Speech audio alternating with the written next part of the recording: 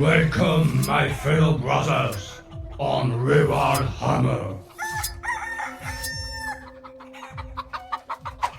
Et salut à tous les amis, salut à tous et bienvenue sur Rural Hammer, le podcast du Wargame à l'ancienne. Un podcast dont le premier événement officiel, le Rural Hammer Fest, a été fait dans un seul et unique but. C'était semer les graines du jeu narratif au cœur de vos foyers.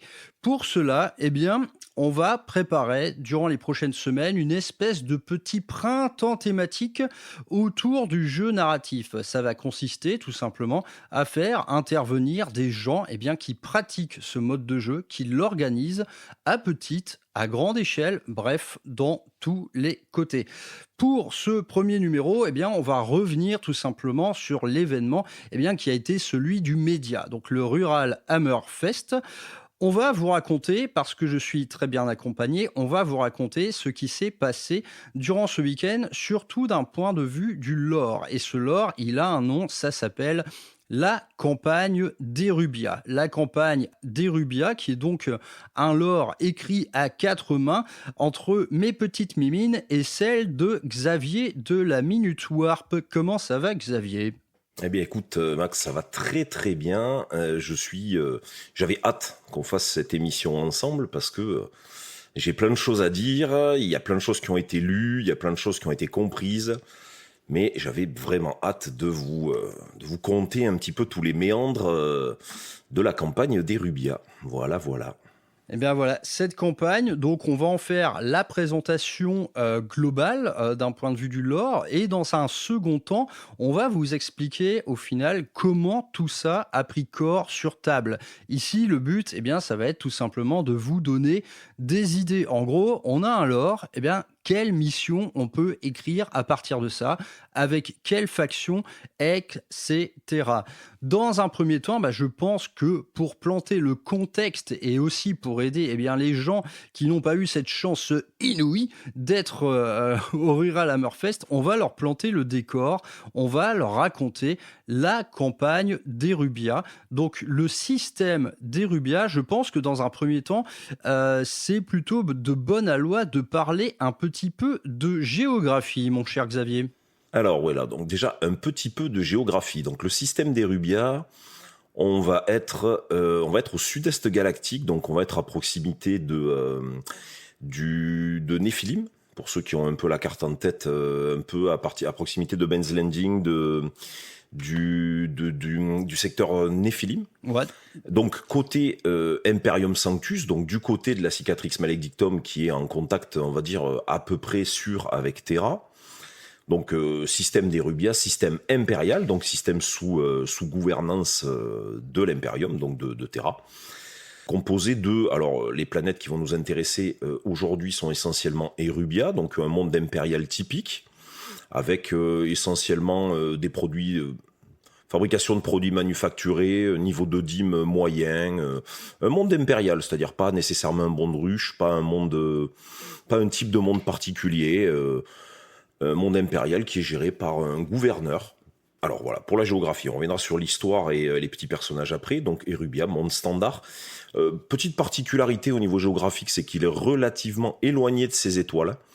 Donc on est sur un monde qui va graviter autour d'un trio d'étoiles qui s'appelle les yeux de Lerne. Ouais. Parce que c'est le sous-secteur. Le sous-secteur s'appelle le sous-secteur Lerne. Donc voilà, d'où par rapport au nom des étoiles, qui sont un groupe de 3 étoiles qui gravitent, on va dire, dans l'attraction les unes des autres.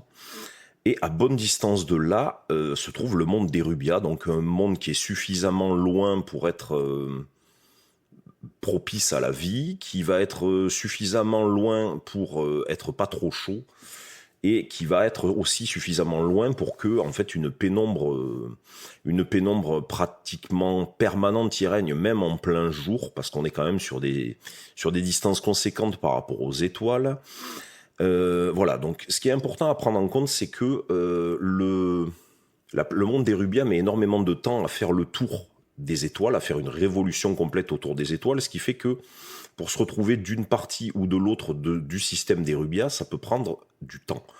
La révolution complète se fait en plus de 3 siècles, donc voilà, ça, vous verrez que ça sera important pour les petits détails vis-à-vis de la mise en place du contexte ultérieur. Absolument. Comme autre monde on va dire, d'importance dans le cadre de ce qui va nous intéresser ce soir, vous avez la planète Solanum, qui est un agrimonde relativement classique, qui lui est beaucoup plus près des yeux de Lerne pour avoir plus de lumière, pour avoir les cultures, etc. Donc on est sur un monde qui va être recouvert en partie de forêt assez classique, on n'est pas sur de la jungle, on est plus sur de la forêt de chêne ou des choses comme ça, et bien sûr de culture sur 75% de sa surface.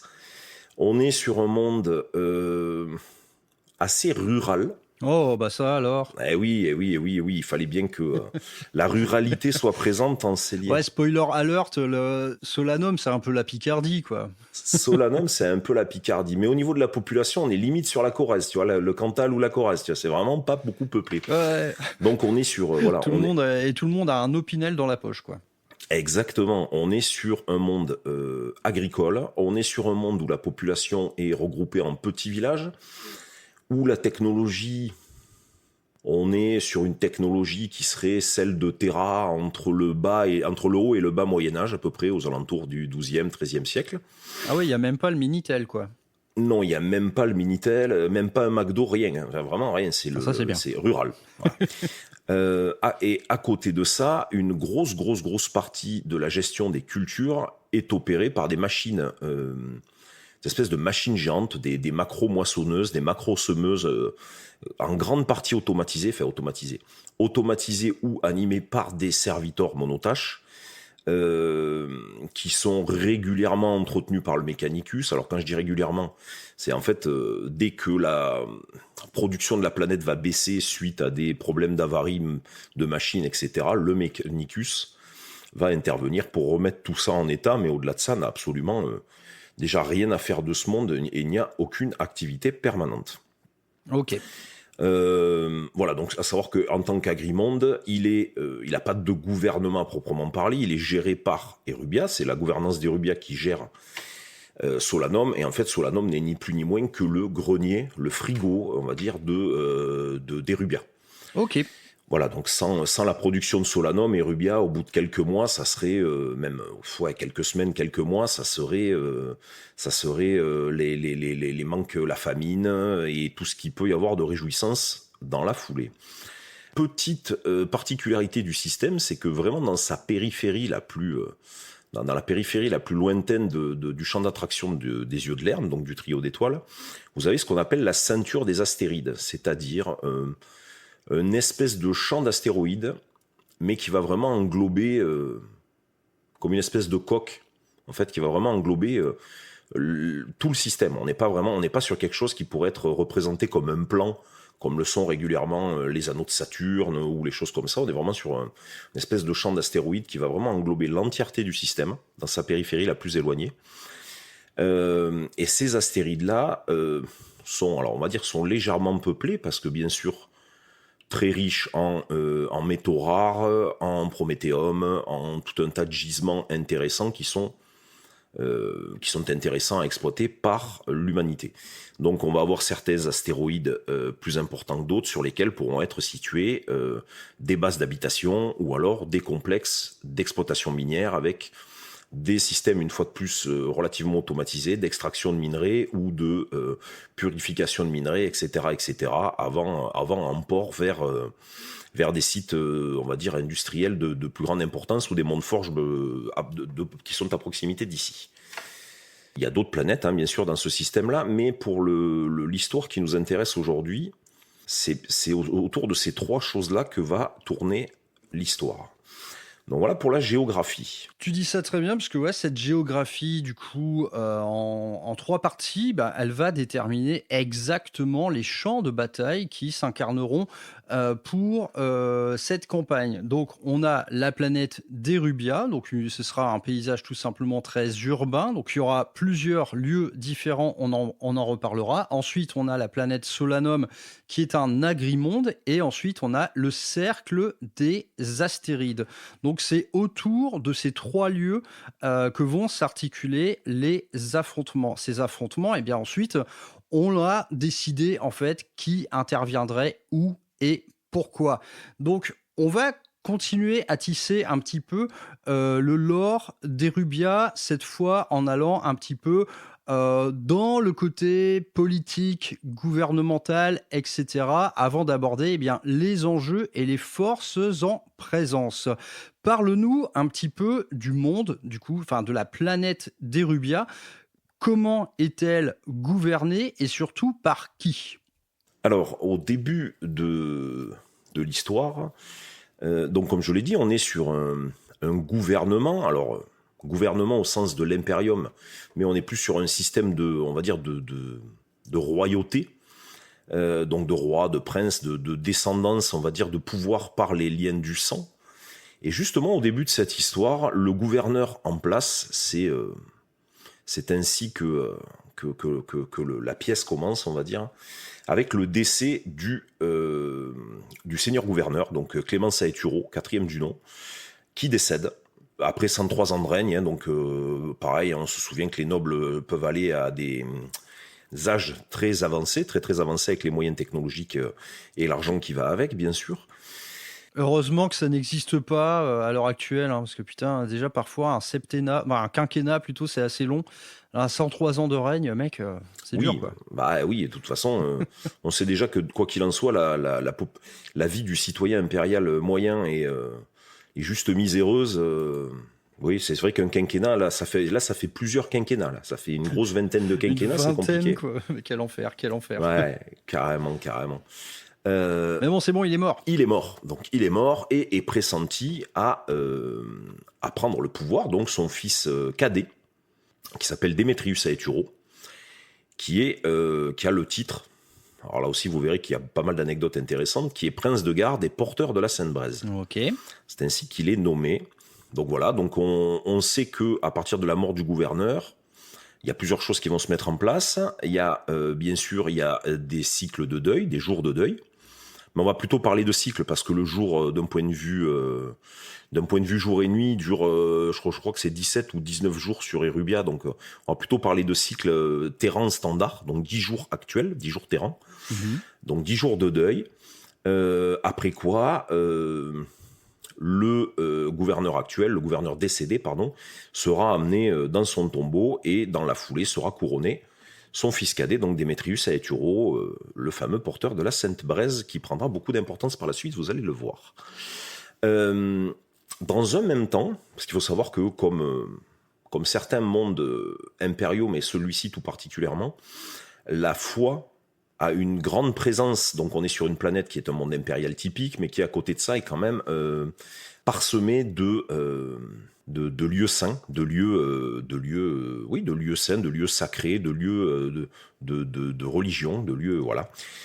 Donc le Ministorum, donc l'Ecclésiarchie, a un pouvoir relativement important sur ce monde-là, la foi du peuple, etc., notamment parce que ça a été un des lieux de passage de Saint Baptrice, du Seigneur Baptrice, qui a été canonisé plusieurs siècles, il y a plusieurs siècles avant, etc. Donc, toutes les cérémonies liées à la gouvernance, au dernier sacrement, etc., seront données dans la basilique Saint-Baptrice de la Miséricorde. Là aussi, vous verrez que ça fait partie des lieux d'importance dans la suite de notre histoire. Ok. À côté de ça, à peu près dans un même temps, on se retrouve avec un archevêque, donc l'archevêque au trio, qui est, on va dire, la figure d'importance du Ministorum sur Erubia, qui est quand même pas aussi important que la famille royale, mais qui est quand même le plus haut représentant du culte de l'empereur sur Erubia, qui, de façon assez mystérieuse, assez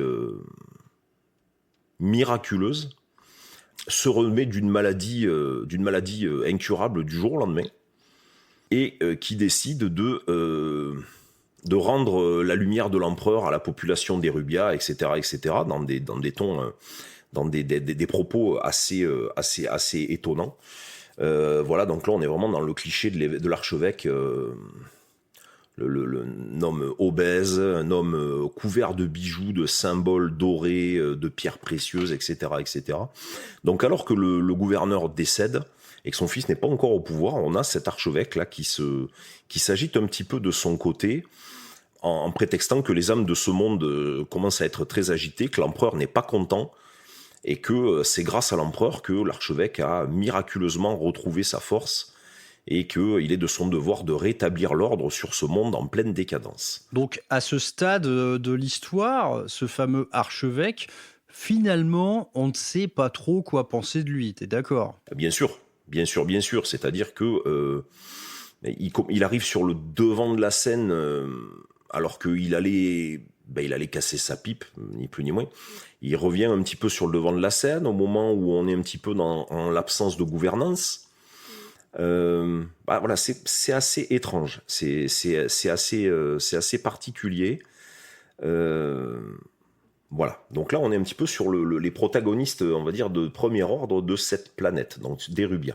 Et laisse-moi revenir 2 minutes sur le fils du gouverneur, donc un des titres officiels est le porteur de la Sainte-Braise. Oui. Qu'est-ce que c'est que ça, la Sainte-Braise? Alors la Sainte-Braise, en fait, c'est une relique. C'est une relique de l'ecclésiarchie. C'est quelque chose qui est passé, qui a été établi en tant que relique impériale depuis des temps immémoriaux, depuis bien plus longtemps que la mémoire de n'importe quel homme d'Erubia et des environs ne s'en souvient. On est sur quelque chose qui va ressembler à un pendentif avec accroché au bout une sorte de rubis, mais avec une espèce de lumière rougeoyante à l'intérieur, qui a été enchâssé dans une espèce de petit châssis doré avec l'aquila, etc. dessus. En fait, dans les faits, c'est une relique qui atteste que, on va le dire, je vais vraiment résumer, que l'Église est d'accord avec le fait que cet individu-là il est considéré comme le plus pieux de la famille gouvernante. Et c'est aussi pour ces raisons-là que, naturellement, c'est plutôt lui qui est pressenti pour accéder au trône après la mort de son père, alors qu'il n'est pas du tout l'aîné de sa fratrie, etc., etc. Donc voilà, on n'en sait pas plus que ça à ce moment-là. Ouais. Vous verrez pourquoi ensuite, on vous expliquera ça après l'histoire, justement. Donc oui, pour l'instant, il y a entre la personnalité de l'archevêque, ses buts, ses ambitions, la nature même de la Sainte-Braise, on est encore un peu dans le flou. Et c'est à peu près le cas pour la population d'Erubia, donc qui vient de perdre son gouverneur. Et dans la foulée de cet événement tragique ou pas, il y a une ombre qui s'étend dans le ciel. Il y a quelque chose qui est en train d'arriver dans le système et qui va, quelque part, sonner le coup d'envoi de cette campagne. Qu'est-ce que c'est, cette ombre gigantesque qui s'étend dans le système d'Erubia? Donc voilà, donc là, suite à tous ces préparatifs pour le couronnement du nouveau gouverneur, il commence à y avoir des bruits, des rumeurs, des choses comme ça qui se répandent au sein, alors pas vraiment, au début pas au sein de la population, mais on va dire au sein des élites dirigeantes, des bribes de messages astropathiques ou de messages vox qui sont reçus avec des morceaux de messages vraiment très fragmentaires, etc., etc. Et quelques jours après ça, on apprend en fait qu'il y a un gigantesque vaisseau qui vient de traverser le cercle des astéroïdes. Donc c'est justement en fait ce qui met un petit peu ce qui amène tout le monde à se focaliser là-dessus, c'est le fait qu'il y ait plusieurs stations augures et des stations de minage avec lesquelles on perd le contact. Et lorsque les Auspex détectent ça, au début tout le monde s'en moque, y compris l'archevêque qui lui est vraiment à fond dans ses préparatifs ou dans son début de reconquête du peuple par la foi impériale, etc., etc., fait qui est plus ou moins dans l'application de ses ambitions. En même temps, on sait qu'il y a une enquête inquisitoriale qui est lancée au moment du décès d'un gouverneur avant que le prochain ne soit couronné, pour être certain qu'on n'est pas là devant un assassinat, une tentative de prise de pouvoir, une corruption chaotique, etc., etc. Fait toutes les pires idées et toutes les pires menaces qui pourraient venir en tête à l'Inquisition. Donc c'est dans cette espèce de situation un peu foutraque, tout le monde se moque de ces vieilles rumeurs, c'est des serviteurs qui colportent ça d'un couloir à l'autre du palais impérial, etc. Et au final, le futur prince, contre l'avis de tout le monde, décide d'envoyer la flotte. C'est-à-dire que jusqu'à présent, la seule chose qu'on sait, c'est que c'est une forme massive, qui semblerait que ce soit un vaisseau, mais on n'en sait pas plus. Quand la nouvelle se sait, il commence à y avoir un petit peu de panique dans les rues, c'est-à-dire que les gens sont dans une situation où voilà, on n'a plus de gouvernance, on est un peu laissé à nous-mêmes, et il se passe ça. Et tout bascule au moment où les vaisseaux, les quelques vaisseaux, on est sur une planète qui a vraiment une flottille, on est sur quelques frégates armées pour, on va dire, entre guillemets, c'est la municipale du spatioport de la planète, c'est-à-dire qu'ils sont pas là du tout pour, c'est pas des vaisseaux de combat, ils sont juste là pour maintenir l'ordre quand on a des flottes de vaisseaux qui s'amarrent en orbite d'Erubia pour refaire le plein ou pour se réparer ou pour faire une halte, etc., etc.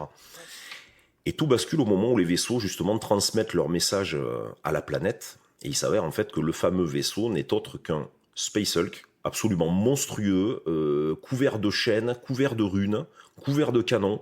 Et voilà. C'est-à-dire que le dernier message qui est passé par la flottille, c'est un message à ce sujet-là. On ne sait absolument pas ce qui se passe avec la flotte. Plein de rumeurs, il y a plein de... Et il y en a qui pensent que la flotte a été détruite, d'autres qui se sont mutinés et mutilés entre eux quand ils ont vu ce qu'il y avait en face d'eux, etc. Enfin, c'est plutôt sombre et systématiquement très salissant, toutes les histoires qu'on raconte. Voilà, donc un Space Hulk qui se fait appeler, qui est dénommé par l'Imperium, qui est dénommé le Butcher Nightmare. C'est de la dentelle, quoi. Et qui est en train de se diriger dans la trajectoire, le conduit directement vers Erubia. Ok, donc il y a une menace, mais littéralement monstrueuse qui arrive. Les premières petites flottilles d'interception parviennent. Enfin, la plupart ne rentrent pas, en vérité. Oui. Mais quelque part, l'alerte est lancée. Et du coup, sur Erubia, il y a un appel général, tel celui du 18 juin, qui va se faire, quoi. Alors là encore, il y a deux positions. C'est-à-dire que suite à cette annonce-là, et comme si le nom du vaisseau avait une influence sur le monde physique, il commence à y avoir des émeutes, il commence à y avoir de la panique, un vent de panique, des assassinats, des actes même qui allant jusqu'aux actes de cannibalisme au sein de la population, qui se répand comme une traînée de poudre sur toute la planète, qui oblige notamment la délégation inquisitoriale et la délégation de l'ecclésiarchie, donc menée par l'archevêque, à déployer des forces de maintien de l'ordre et à déployer des escouades de sœurs de l'Adeptas Sororitas du couvent local dans les rues, notamment de la capitale et un peu partout sur Erubia, pour ramener le calme autant que possible, pour contenir la foule. Ouais. Alors que je rappelle qu'en même temps, on est en train d'essayer d'organiser entre guillemets la procession jusqu'à la cathédrale, jusqu'à la basilique, pardon, pour le nouveau couronnement, etc., etc. Tout arrive à peu près de façon assez simultanée. Et au milieu de tout ça, une fois de plus, contre les ordres, un peu à la je fais ce que je veux, c'est moi qui décide, le prince décide de demander au cœur astropathique du palais d'envoyer un message d'appel à l'aide en décrivant globalement ce qui est en train d'arriver vers la planète. Voilà. Ça, c'est, on va dire, c'est le cadre de base juste avant que tout pète, on va dire. Voilà. C'est ça. Donc cet appel à l'aide, il va être quand même reçu par pas mal de monde, à vrai dire, jusqu'à même Terra, et il va être également intercepté par plusieurs lames de sol de l'Imperium. Également, il va être naturellement intercepté par les forces au sol dans tout le système d'Erubia, donc des astéroïdes à Solanum, en passant naturellement par la planète chapitrale. Donc là, on va pouvoir commencer à voir les forces en présence. La première de ces forces, bien sûr, ça va être principalement la menace chaotique qui est à bord de ce Space Hulk. Est-ce que tu peux nous dire quelque chose sur ce casting de l'étoile à 8 branches qui s'approche dangereusement ? Alors, là, je vais rentrer dans des détails dont certains, même dans ce qui avait été donné pour le Rural Hammerfest, on n'était pas rentré tant que ça dans les détails. Donc il s'agit, comme certains l'ont supposé, il s'agit d'un Space Hulk, oui, mais il s'agit en réalité d'une arche fatidique. Ouais. Donc petit rappel fluffy qu'une arche fatidique, c'est un Space Hulk qui a été récupéré par Vashtor. Donc Vashtor On est sur le demi-dieu chaotique, on est sur plus ou moins le dieu du mécanicum noir, quoi. Donc le dieu des machines avec tout ce que ça peut avoir de plus corrompu, de plus perverti, etc., etc. Donc il a modifié les Space Hulk pour les rendre quasiment invulnérables, etc. Et il a mis au commandement de chacun de ces Space Hulk alors des gens de confiance, pas vraiment confiance et chaos dans la même phrase, c'est presque une blague, mais des gens sur lesquels il a du pouvoir, avec lesquels il a passé des pactes, etc., etc., pour les envoyer aux quatre coins de la galaxie, récupérer des morceaux de clés qui serviraient son grand plan. Plan qu'il a notamment commencé à mettre en œuvre avec Caliban, donc avec l'ancienne planète des Dark Angels, et plus récemment avec le Nexus Paria. Donc ouais, les événements, ils s'inscrivent dans la foulée du Nexus Paria, où clairement Vashtor fait renaître le monde chapitral des Dark Angels, mais sous une forme absolument monstrueuse. C'est vrai qu'on n'en a pas parlé, mais dans l'échelle temporelle, on est un peu dans le fleuve récent, on est un peu à la suite du Nexus Paria, quoi. Tu as d'abord la renaissance de Caliban, puis quelques temps après la reprise du Nexus Paria aux mains des Nécrons. Et on va dire que les événements du système des Rubia, dans la chronologie, sont à peu près, on va dire, entre les deux. Plus ou moins juste après le Nexus Paria ou juste avant. On est vraiment dans l'histoire récente. Et donc, on s'inscrit dans le fluff officiel, donc dans les événements officiels. Ok. Donc, Vashtor a transformé ce Space Hulk en arche fatidique et a mis à sa tête un prince démon, anciennement un prince démon aussi, anciennement de la Légion des Worldbearers, qui s'appelle, de mémoire, on m'excusera, celui dont c'est le personnage m'excusera, je crois qu'il s'appelle Coraloth. Azaroth, putain merde, je sais plus non plus. Attends, je vais le retrouver, attends, je te le retrouve. Enfin, je te le retrouve. Vas-y, fais le malin, garçon. Je te le retrouve vite. Damaroth, c'est Damaroth l'écarlate. Voilà, donc prince démon Damaroth l'écarlate, un ancien prince démon, un ancien apôtre noir, pardon, des Worldbearers, donc les fils de Lorgar, dont le but premier, en fait, c'est un Worldbearer, mais qui ont des tendances quand même assez au carnage, etc. Et leur but, c'est de massacrer le plus de monde possible et d'en profiter en désacralisant absolument tous les lieux saints de l'Imperium qui vont pouvoir croiser dans leur passage. Et on en reparlera plus tard, mais il y a un certain objet avec une petite forme de rubis qui brille beaucoup à ses yeux, à ce prince démon. Continuons un petit peu sur le casting global, sans rentrer dans les détails non plus. Donc cet appel à l'aide, il a été reçu par pas mal de monde. Et là, on s'inscrit également dans dans des éléments du fluff assez récents, que sont les lames de sol. Donc les lames de sol, pour rappel, ce sont des flottilles de taille vraiment amoindrie, hein, si on compare avec, par exemple, les forces déplacées lors de la croisade Indomitus. Là, on est sur des choses d'échelle beaucoup plus réduites, donc des échelles tout simplement qui vont rassembler plusieurs forces éparses de l'Imperium. Donc ça peut être du Custo, du Mechanicum, des chapitres de l'Astartes et naturellement plusieurs gardes, plusieurs régiments de la garde impériale. Donc là, dans l'échelle en fait de cet événement, cette histoire de lame de sol, c'était quand même assez pratique parce que ça justifiait l'intervention de forces diverses, petites et tout simplement très variées. Cependant, cet appel à l'aide, donc il a été intercepté par tous ces gens-là, mais il est également remonté jusqu'aux galeries souterraines de Terra et notamment aux oreilles d'un certain host aux armures dorées.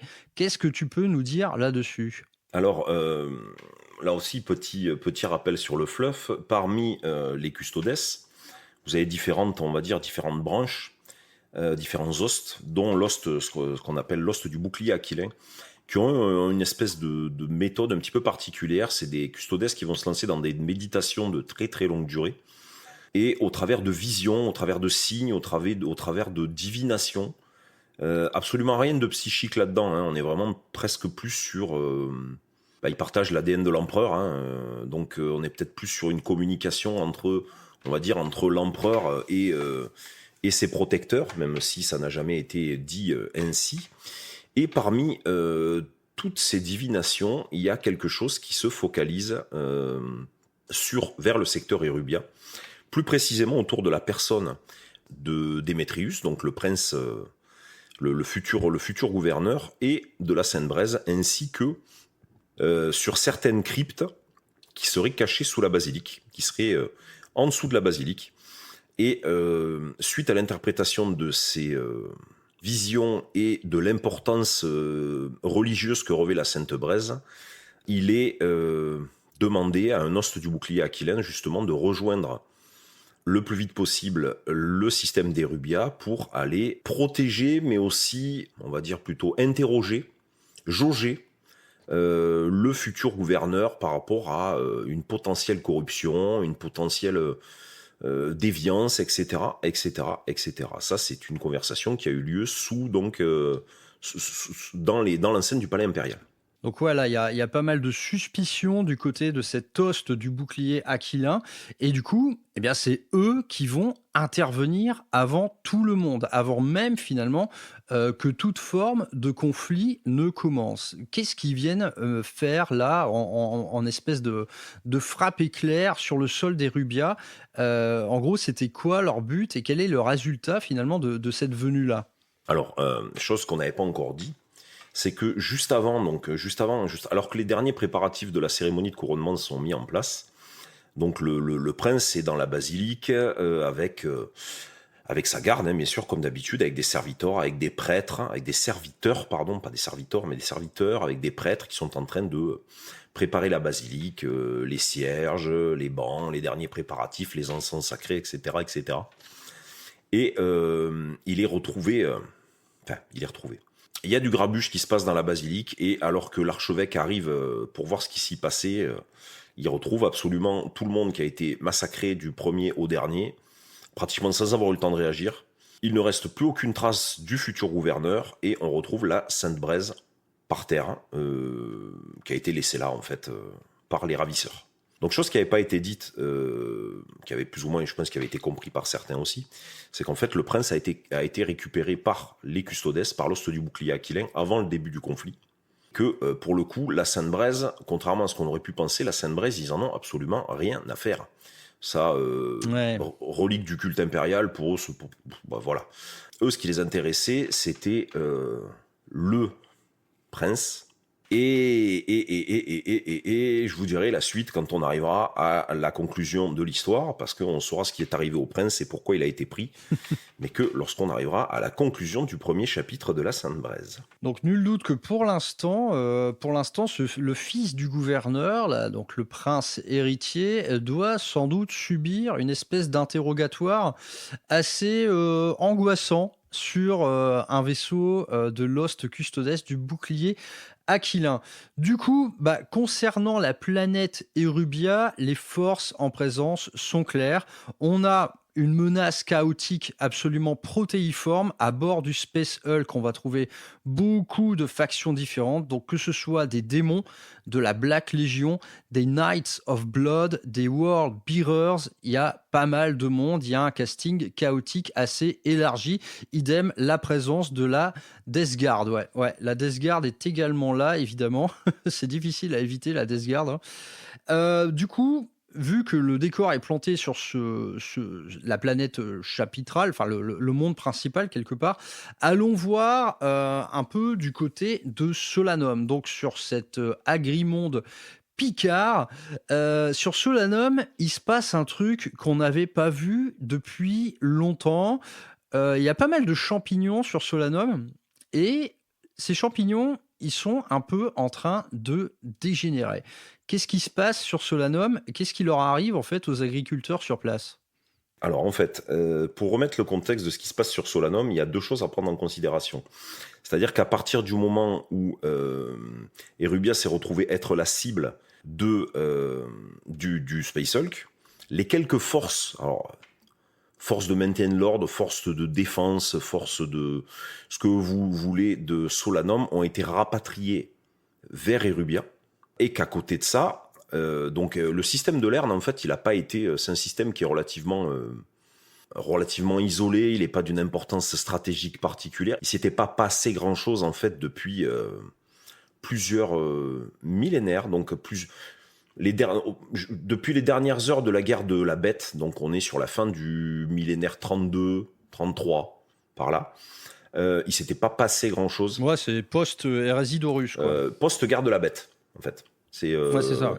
Donc la guerre de la Bête, pour le petit rappel lore aussi, on est là sur une wag orc, avec un seigneur orc, avec un big boss orc qui était justement nommé la Bête, et qui a menacé jusqu'à Terra elle-même, on va dire au sortir de l'hérésie ou le millénaire suivant. Donc, alors que l'Imperium n'était pas non plus en top forme. En bon état. Ouais, en bon état. Donc suite à la fin de la guerre de la Bête, les forces orques se sont plus ou moins éparpillées dans toutes les directions. Et certaines sont venues, entre guillemets, se réfugier, ou en tout cas être détruites à proximité du système d'Erubia. Et alors que tout ça se passe, donc là vous avez un peu d'histoire, un peu le fait que les forces de défense aient été retirées de Solanum, on va dire en désespoir de cause pour essayer d'amener un petit peu plus de forces de défense planétaire sur Erubia. Et à côté de ça, en fait, vous avez une espèce d'invasion de champignons, c'est-à-dire que vous commencez à avoir des spores, des champignons qui commencent à envahir absolument le paysage. Donc, qui commencent à envahir les champs, qui commencent à envahir les villages qui sont à proximité de la forêt. Vous avez des espèces de choses comme ça. Et en fait, depuis la fin de la guerre de la Bête, comme vous le savez, les orques, après, à partir du moment où ils ont pris le pied sur une planète, à moins de la passer à l'exterminatus, c'est très difficile de s'en débarrasser complètement. Et vous avez en fait des tribus d'orques un petit peu... Ouais, il reste toujours des petites poussières. Voilà, ouais. donc les orques se reproduisant, c'est leur peau morte qui va germer dans la terre et qui, à la manière de champignons, va venir grandir pour donner d'autres orques. Donc vous avez ça en fait qui se met en place, et vous avez en fait des tribus d'orques un peu sauvages, qui avaient survécu tant bien que mal, qui avaient un peu survécu au milieu des forêts de Solanum, qui en profitent pour tenter de prendre l'ascendant sur, on va dire, sur les défenseurs, non, sur la population locale. Voilà, donc là, au niveau de Solanum, on est sur une menace peau verte, une menace fongique, et une menace inattendue. Voilà. Ouais, et puis une menace en fait qui va prendre un peu ce monde au dépourvu, parce que évidemment, à l'appel d'Erubia, eh bien, les dernières forces vaguement militaires de Solanum ont eu tendance à se faire la malle pour se rapatrier vers le monde principal pour venir prêter main forte. Exactement. Donc là, on est d'office sur Solanum. Ça va être un peu un combat de bras cassés. Ça va en fait, on va voir s'affronter ici des orques qui viennent à peine de naître face à des gars sur place qui ont perdu quelque part leur plus importante composante militaire. Donc on y reviendra plus tard. Et pour finir le tour de la géographie... Dernière petite chose pour Solanum, donc effectivement on pourrait très bien penser que ces quelques paysans, on peut très bien les laisser... on a autre chose à faire, on a quand même un Space Hulk qui est en train de se diriger vers le monde le plus important, etc. Mais comme on l'a dit plus tôt, dans la mesure où c'est le frigo du système, on ne peut pas se permettre de perdre cette planète-là stratégiquement parlant, parce que c'est cette planète-là qui alimente la planète capitale. Donc malgré tout, bon gré, mal gré, j'ai envie de dire, comme tu viens de le dire à l'instant, avec un peu ce qui reste, l'Imperium va être obligé d'essayer de repousser les orques et d'organiser une contre-offensive des orques, contre les orques sur Solanum. Bah ouais. Excuse-moi, voilà, c'était pour la petite précision. Ah mais je t'en prie, parce que c'est vrai qu'en fait, là, dans cette espèce de géographie à 3 parties, en vérité, il y a quelque chose qui se met en place, c'est que Solanum est utile à Erubia pour la bouffe, et de son côté, le cercle des astérides va être d'une importance capitale pour l'approvisionnement d'Erubia en minerais, en munitions et en divers produits manufacturés. Donc tout ça commence à prendre forme, quoi. Ouais. Et du coup, du côté de ce cercle des astérides, on a une autre menace qui prend corps, une menace qui se fait sous le signe de l'Alliance. Parle-nous un petit peu de ça, parle-nous un petit peu de cette alliance quelque part qu'on a décidé avant même que les joueurs ne nous disent ce qu'ils jouaient, quoi. Oui, tout à fait. Alors là, on est un petit peu dans un autre contexte. Donc, on va revenir un peu sur la géographie très succinctement. En définitive, l'endroit où est le système d'Erubia, donc le sous-secteur Lerne, on n'est pas non plus très loin de l'Empire Tau. On n'est pas non plus... on est quand même à quelques sauts. On est à quelques sauts de l'Empire Tau. Et ce qu'il faut savoir, c'est que les Tau, dans leur course perpétuelle à l'armement, dans leur course perpétuelle à obtenir des technologies de plus en plus performantes, de plus en plus efficaces, donc technologies militaires essentiellement, les exo-armures expérimentales, etc., etc. Ils ont besoin d'énormément de ressources spécifiques, donc de métaux spécifiques, de minerais spécifiques, d'éléments, au sens éléments physiques du terme spécifiques, et que ça, la ceinture des astéroïdes, on est plein. On est rempli. Dans un même temps, on est sur une population, donc une population d'ouvriers qui tourne autour de l'extraction minière et forcément de tout ce qui est nécessaire, pour la vie des ouvriers sur des astéroïdes lointains comme ça. Donc on est sur de la population. Donc là aussi, c'est une occasion pour les Tau. On est sur une population qui a des conditions de vie qui sont autrement plus difficiles, autrement plus cruelles et dure que la population d'Erubia.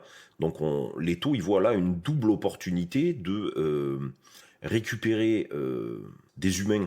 Vous m'excuserez si j'utilise pas les termes appropriés. Ah non, mais le champ lexical Tau, pour ce soir, on peut oublier. Hein. Voilà. Je t'en voudrais pas. Pour ceux qui veulent, c'est dans les textes sur le Discord.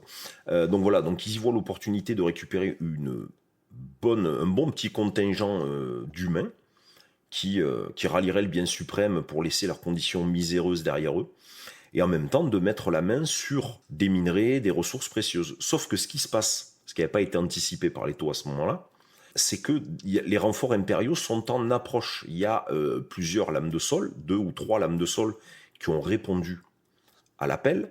Donc là, c'est pour ça que je disais que c'était important de voir où était Erubia par rapport le temps que mettait Erubia par rapport à ces étoiles, donc pour en faire le tour. Parce qu'en fait, ce qui se passe là au niveau du cercle des astéroïdes, on est à l'opposé, pas tout à fait à l'opposé, mais on est presque à l'opposé de l'endroit par lequel est entré le Butcher Nightmare, donc le Space Hulk.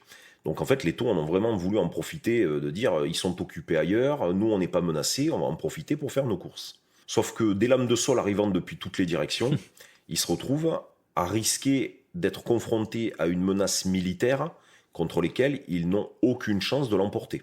Ouais, donc il y a une urgence, une espèce d'urgence guerrière en fait dont ils vont avoir besoin pour mener leur projet à bien, quoi. Exactement. Et les seuls, après avoir fait le tri et après avoir vu les forces à proximité, etc., les seuls alliés avec lesquels ils pourraient conclure un marché qui serait susceptible d'être intéressé par certaines des ressources présentes, etc., ce seraient les Votann. Sachant que les Tau ont des auxiliaires qui sont en fait une pseudo-sous-espèce des Votann. Ils se disent, écoutez, on va en profiter, on va se servir d'eux comme on se sert des autres, et puis ils vont nous amener l'appui militaire pour que nous, on puisse récupérer ce qu'on avait prévu de récupérer. Et puis naturellement, les Votann ont également leur mot à dire par rapport à l'accaparation. Oui, pour l'accaparement. L'accaparement de richesses dans la foulée, quoi. Voilà, sauf qu'en fait, ce que les Tau n'avaient pas prévu, c'est que les Votann avaient vu le coup venir, et qu'ils leur disent, écoutez, nous on accepte, mais à condition que vous prenez les humains, et nous on prend le minerai. Mais vous n'aurez pas tout. Si vous voulez tout, vous y allez tout seul, et on sait comment ça va finir.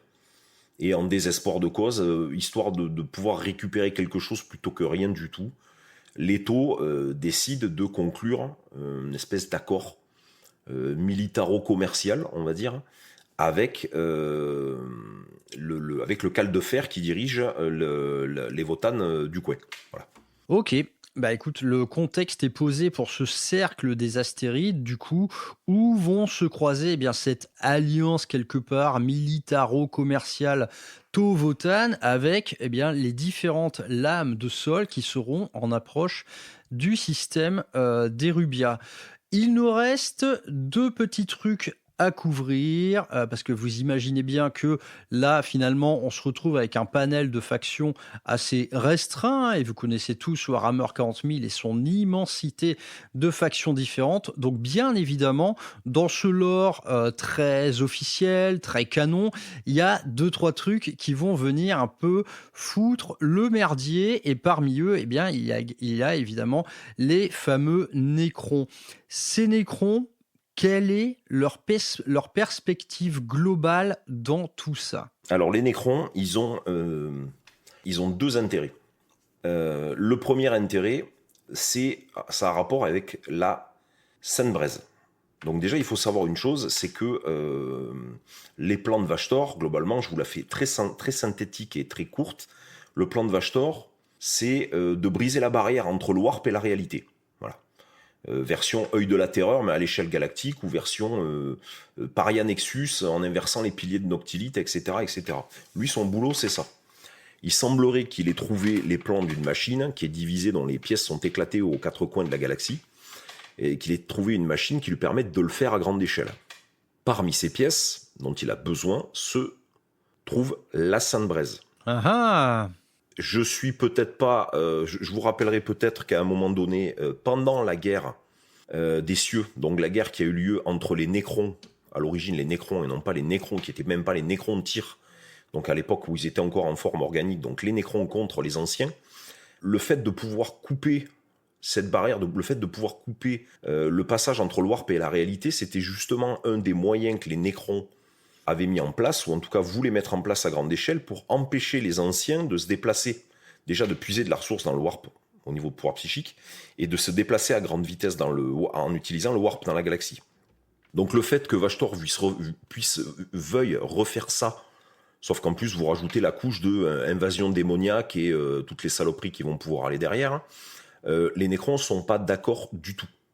Donc les Nécrons sont venus là en disant non, il est hors de question que les émissaires de Vashtor récupèrent la Sainte Braise. C'est non, c'est pas possible. Ça, c'est une première chose. Les rapports inquisitoriaux sembleraient émettre des doutes quant au fait qu'il pourrait y avoir une certaine accointance entre le futur gouverneur et les Nécrons. Mais bon, ça, malheureusement, si j'en parle, je vais voir arriver l'Adeptus Arbitre à la maison, donc voilà, ce sera peut-être pour plus tard. N'allons pas trop loin. En tout cas, voilà, ces Nécrons, dans cette campagne d'Erubia, ils n'ont qu'un seul objectif. C'est un tout petit objectif qui brille d'une lueur rouge. Écoute, je pense qu'on a fait une bonne couverture globale des forces sur place et des différents lieux d'affrontement. Il en manque une. Que dis-tu de passer finalement à l'autre grosse partie de cette émission? C'est tout simplement comment tout ceci va prendre corps. Alors la dernière chose, parce qu'il en manque une petite quand même, une petite. Les Eldar. C'est quelque chose qu'on avait déterminé comme mineur au début, mais tu m'as dit que la bataille avait tellement été totalement what the fuck, donc je me dis que ça serait pas bête d'en parler.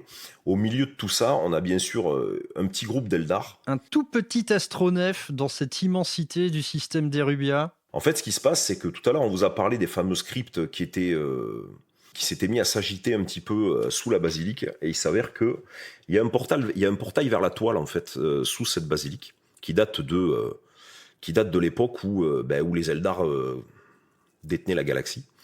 Et qu'en fait, ce portail mène vers un monde exodite. C'est un passage de la toile qui monte vers un monde, qui conduit vers un monde exodite des Eldar. Et les Eldar savent que si la planète est conquise et s'ils n'arrivent pas à bloquer le passage avant que le chaos n'ait mis la main sur la planète, ça menacerait le monde exodite, donc encore une partie de leur peuple, etc., etc. Donc très égoïste de ce point de vue-là, eux, ils sont venus vraiment que pour défendre... pour leur survie, pour la survie de leur peuple. Voilà. Donc, sachant que la bataille a pris quand même une tournure intéressante dans l'événement, c'était la petite précision. Voilà. Ah oui, non, c'est clair. Voilà, ça, c'était ma petite favorite, celle-là. Écoute, je te propose d'attaquer la partie, quelque part, affrontement. Donc, ici, on va vous parler un petit peu des missions et des scénarios qui ont été mises en place. On va pas tout dire parce que des affrontements, il y en a eu beaucoup et des règles spéciales, il y en a énormément. Là, le but, en fait, ça va être de faire quelque part le pont entre ce lore qui vient de vous être exposé et en fait, comment techniquement ça s'incarne en termes d'affrontement. Donc on va couper la chose en deux étapes parce que le Rural Hammerfest et donc cette campagne d'Erubia a pris forme sous deux rondes différentes, une ronde par jour. Je vous propose qu'on commence par obviously la première et autant parler de ce qui était également un petit événement au sein de cet événement, c'est la présence assez massive de boarding action. Donc comme vous venez de l'entendre, on a le meilleur candidat du monde pour faire des parties de boarding action. C'est un putain de Space Hulk, enfin même une arche fatidique, le Butcher Nightmare, qui est donc en orbite d'Erubia. Donc en orbite d'Erubia, eh bien, la forme massive du Butcher Nightmare se découpe sur fond d'éclairs warp et de toiles galactiques déchirées, et son œil de proue semble percevoir la peur intense que ressent la population d'Erubia sous son joug. Donc à partir de là, en fait, on peut très facilement mettre en place plusieurs forces d'interception qui, en partance d'Erubia, donc la plupart ne reviendront jamais, mais évidemment, en fait, dans tout ce lot de tentatives d'assaut envers cette forteresse imprenable, eh bien, il y avait quand même des factions qui pouvaient tirer leur épingle du jeu. Donc, dans cette première ronde, eh bien, tout le boarding action était centré là-dessus, c'était l'interception du Butcher Nightmare. Donc, on avait une petite flottille de White Scars qui est partie à l'assaut du vaisseau et s'est retrouvée embarquée via des Space Marines du chaos. On a eu aussi du Black Templar contre des démons de cornes, par exemple. Et donc là, typiquement, on choisit une mission qui colle bien. Cette mission s'appelle, dans le bouquin Boarding Action, Murmure dans le néant. Donc, dans toutes ces missions-là, l'Imperium sera attaquant, naturellement. C'est eux qui viennent perforer la coque du Butcher Nightmare. Et là, on avait une mission complètement what the fuck, où en fait, le Warp étreint l'architecture même du vaisseau, donnant lieu en fait à des manifestations psychiques de haute volée. Et donc là, voilà, quand tu es dans les couloirs de ce truc-là, tu as des démons qui te murmurent dans les oreilles, il y a des trucs qui se passent, il y a des portes qui s'ouvrent toutes seules, il y a des gars qui passent à travers les murs. Donc voilà, je ne vais pas refaire l'apologie de Boarding Action, mais dans ce genre de bouquin, vous trouvez absolument toutes les missions qui correspondent à ce que vous voulez en vérité, quoi. Donc dans cette première ronde de Boarding Action, donc on a toujours ce découpage en 3 par rapport à la géographie. Donc on a ça dans Erubia. Sur Solanum, on avait un petit régiment, donc les Astral Hawks, qui font partie d'une lame de sol qui venait s'approvisionner sur Solanum et qui reçoivent une espèce de charge de torpilles orques venues du sol. Donc là, c'est une interception des premiers-nés, quelque part, orques sur le sol de Solanum, qui essayent de se faire un petit astronef de l'Astartes venu se ravitailler. Et aux confins des astérides, bien là, on avait cette petite flottille Eldar dont on vient de parler. Cette flottille Eldar, son but est clair, il faut se rapprocher d'Erubia au maximum sans être vu. Pas de bol, un petit astronef de l'Astra Militarum. On parle d'un tout petit régiment qui avait uniquement pour rôle de surveiller les abords du secteur. Ils perçoivent quelque chose. Je peux vous lire le petit texte. À l'extrémité nord de la ceinture d'astéroïdes, un croiseur de patrouille de la garde mène paresseusement sa mission de surveillance. Tout d'abord, une forme longiligne semblant couler parmi les vents calmes de l'Empyrée.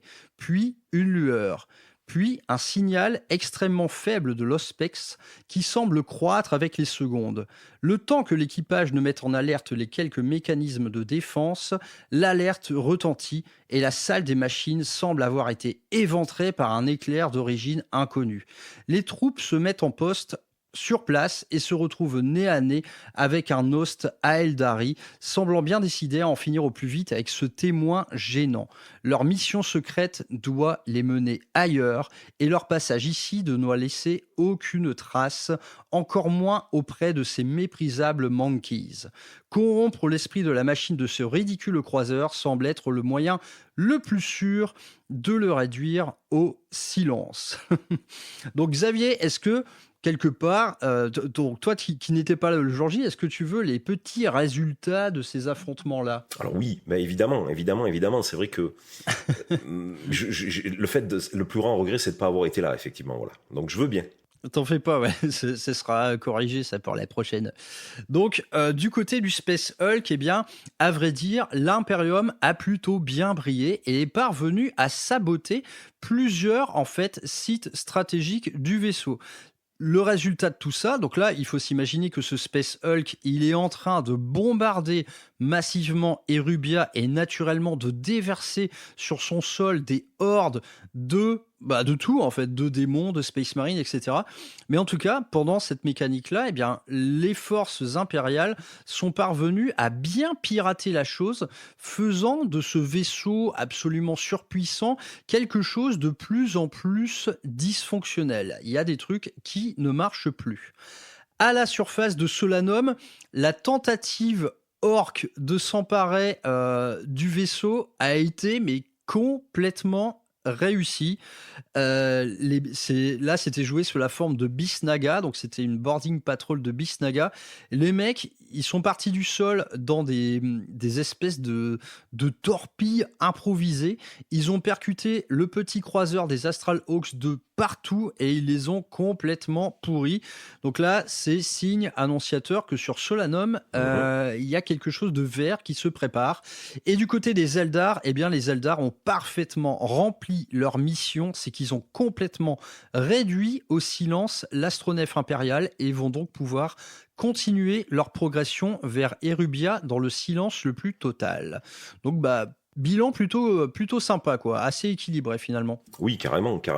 Et puis c'est bien comme on voit que, en définitive, même le boarding action, en définitive, qui était des plus petites tables, des plus petits conflits à plus petite échelle, ont, sans avoir forcément eu d'impact à proprement parler, ont eu un impact par contre sur la narration.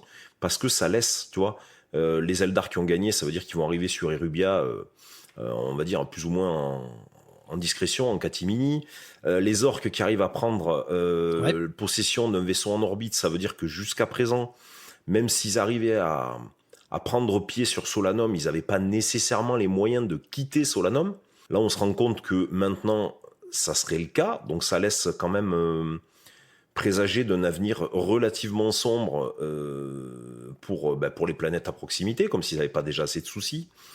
Et voilà, donc ne serait-ce qu'au travers du boarding action, on dessine déjà, là je parle plus d'un point de vue conception générale, on dessine déjà ce qui va être la suite de l'histoire, et si ce n'est de la trame principale, on va pouvoir venir enjoliver en fait tout ce qui se passe.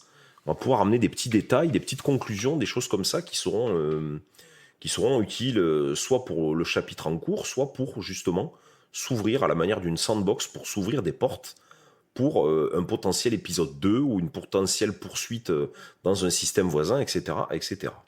Bah ouais, exactement. Et puis là, en fait, un des embranchements possibles de ces petits affrontements un peu séparés du reste, c'était la deuxième ronde. Et en fait, là, vu que l'Imperium a réussi pas mal d'opérations de sabotage, et ben dans la deuxième ronde, ce vaisseau déjà maudit, on va dire, va devenir complètement fou. C'est-à-dire que l'architecture au sein même de la structure du Space Hulk va devenir complètement erratique. Et du coup, ça a induit un choix de mission différent pour la ronde 2. On en reparlera tout à l'heure. Donc, je vais maintenant en venir à ce qui est sans doute le théâtre principal de l'affrontement, c'est tout simplement la planète d'Erubia. Donc, ce chapitre-là s'appelle « Face à la menace à 8 branches ». On a plusieurs théâtres d'opération.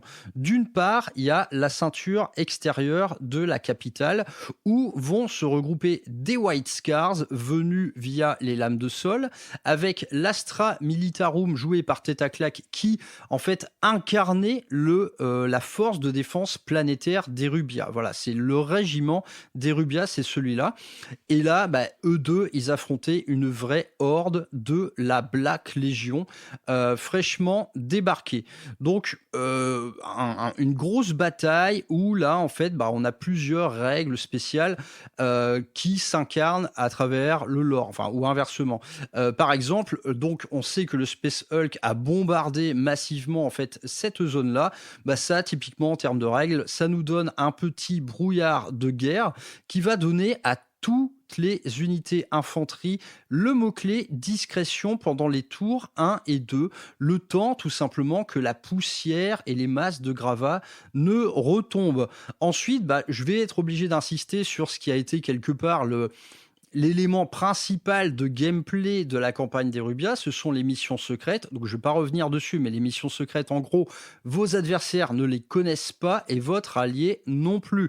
Ici, on avait quelque chose d'important concernant la force de défense planétaire d'Erubia, donc l'Astra Militarum, qui devait à tout prix contenir l'invasion et également, surtout, transmettre des renseignements décisifs au haut commandement.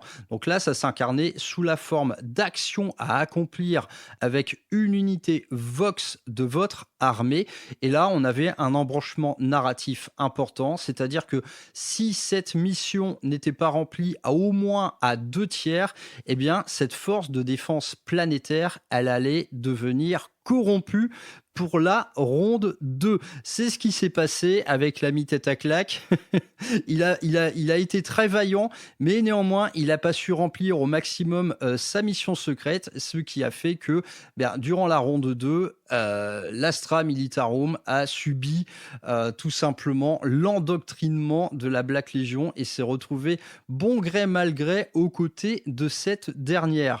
Les White Scars, naturellement, avaient des missions secrètes d'assassinat, tandis que du côté de la Black Legion, là, on faisait pas dans la dentelle, il fallait tout simplement désacraliser les lieux et également mener au maximum de l'attrition.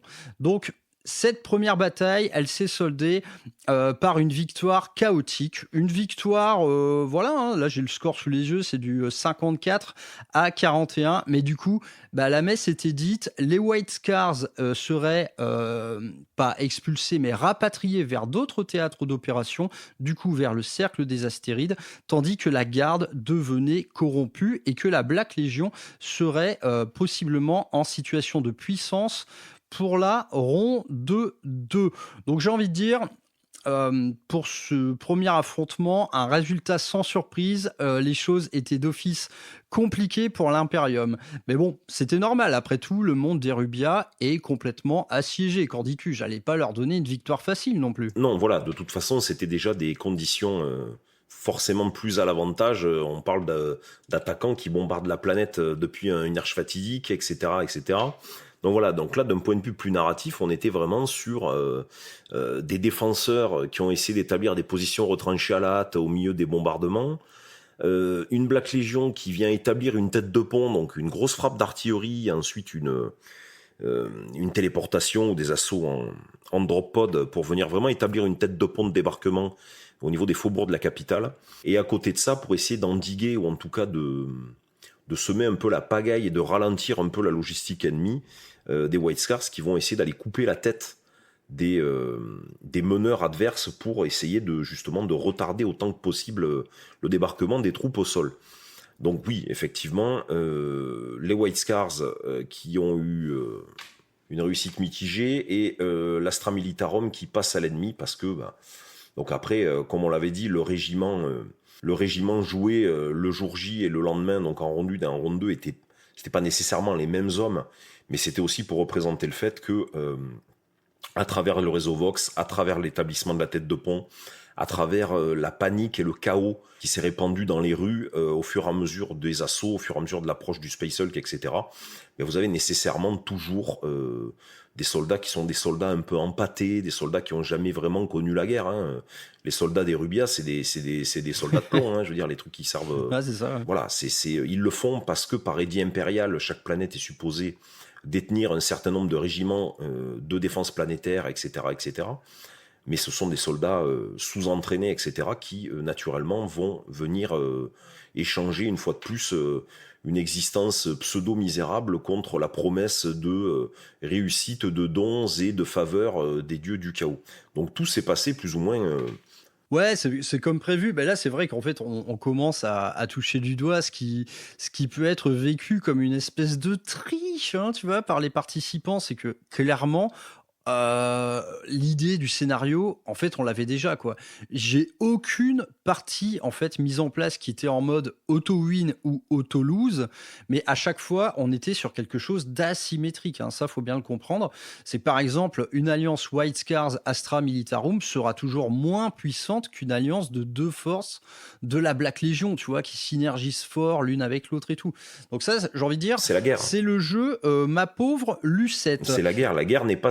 La guerre de base, la guerre n'est pas symétrique. Ouais, c'est la guerre aussi. Mais de toute façon, on n'était pas là. Bah non, ouais. Effectivement, les White Scars et l'Astra Militarum seraient arrivés à l'emporter. Il y aurait eu encore plus de saveur dans cette victoire, sachant qu'ils partaient...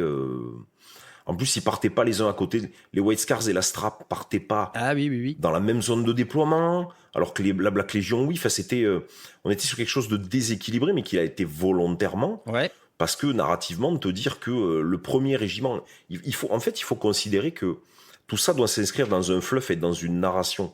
Et les gens, c'est ça qu'ils sont venus chercher aussi. C'est-à-dire que te dire, il y a une tête de pont, frappe d'artillerie d'arche fatidique, assaut de Black Legion en masse, et t'as le premier régiment de troufions sous-entraînés qui stoppe l'invasion, et voilà, c'est fini, tout le monde au bar. Non, c'est pas possible. Enfin, je veux dire, il y a une victoire dans le fait de les ralentir, mais le garde, dans cette situation-là, les forces de défense planétaire, les mecs savent déjà qu'ils vont mourir jusqu'au dernier. Ils savent juste pas quand, mais ils savent que ça va arriver dans les minutes qui suivent, dans tous les cas. Donc finalement, oui, comme tu dis, il y avait une forme d'asymétrie, une forme de déséquilibre qu'on a essayé d'équilibrer, plus ou moins que tu as essayé d'équilibrer avec des règles spéciales, avec des choses comme ça. Mais c'est aussi quelque chose de voulu pour apporter de l'intérêt à la narration. Voilà, c'était ça aussi. Ouais, complètement. Puis moi, de mon point de vue, en fait, là, les forces impériales avaient largement de quoi se défendre. On avait un déploiement asymétrique. Les White Scars pouvaient débarquer de n'importe quel bord de table dès le tour 2. Bref, il y avait quand même... Et en plus, ils avaient une mécanique de scoring, en fait, plus facile que celle du chaos. Donc en tout cas, mais je savais de base que voilà, c'était une alliance entre 2 factions différentes versus une alliance de même faction. Et en fait, sur une table, dès que tu fais bloc, tout de suite, ça se passe beaucoup mieux. J'en viens maintenant à l'affrontement à peu près parallèle de cette bataille, qui est sans doute en fait l'affrontement le plus important de cette première ronde. Donc toujours sur Erubia face à la menace à 8 branches. Ça se passe directement au cœur même de la basilique Saint-Baptiste de la Miséricorde. Dans la périphérie du palais du gouverneur, au cœur de la basilique, après une nuit de féroces bombardements, les forces inquisitoriales présentes enquêtent sur les lieux depuis l'enlèvement brutal du fils du gouverneur opéré par une force inconnue. Bon, maintenant on sait que ce sont les custodes. Sur place, les cadavres des agents impériaux jonchent le sol. Depuis, les bombardements de la flotte chaotique mettent à mal les égides de la forteresse et des infrastructures. Ordre a été donné à l'Adepta Sororitas de fouiller le site et s'assurer que la Sainte Braise est toujours sur les lieux. Un contingent de l'Adeptus Mechanicus a été dépêché sur place pour protéger la basilique des menaces extérieures. Au dehors, le ciel se sature d'éclairs warp et des cris déchirent le silence pesant. Une menace approche hérétique. Donc là, on est sur un affrontement clé. On est au cœur de la basilique. La Sainte Braise est sur les lieux et elle est matérialisée sur la map sous la forme d'un objectif. Et donc, l'Adepta Sororitas et les agents de l'Inquisition sont au milieu de la map, tandis qu'en face d'eux se déploie une énorme horde chaotique qui cette fois n'est pas incarnée par de la Black Legion mais par des chapitres plus démoniaques. On a le fameux prince démon Azaroth l'écarlate avec ses Warbearers accompagné en fait des Knights of Blood qui sont en fait, j'ai du mal à l'avouer, mais des Blood Angels ayant versé du côté de Khorne. Les enfoirés quoi.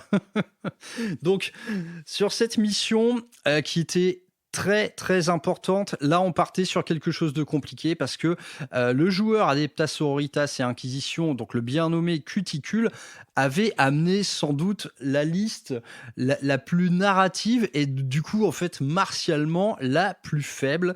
Et c'est lui qui allait être en charge de protéger la Sainte-Braise. Donc là, du coup, du côté des règles de mission, eh bien, on en a beaucoup. On a des éclairs warp de partout qui, un peu à l'image du nuage de fumée précédemment vu, en fait, donnent également un petit mot-clé discrétion. Les unités de l'Inquisition, en fait, elles connaissent tellement bien les lieux de la basilique qu'elles vont toutes avoir le mot-clé lone opératif dès lors qu'elles soient moins de 5 figurines. Et concernant l'Adeptus Mechanicus, là, il commence à y avoir une intrigue secondaire qui se met en place. On est sur un détachement de l'Adeptus Mechanicus mené par 2 jumeaux Marshall, ouais, on dit pas maréchal, quoi. Et eux, en plus de cet ordre qui leur a été affecté, eh bien, ils ont un but précis, les mecs, c'est qu'ils ont paumé leur magos. Leur magos est porté disparu et il a disséminé en fait sur Erubia plusieurs indices. Donc ça peut être des archives, des vox en fait, des messages codés enregistrés, etc.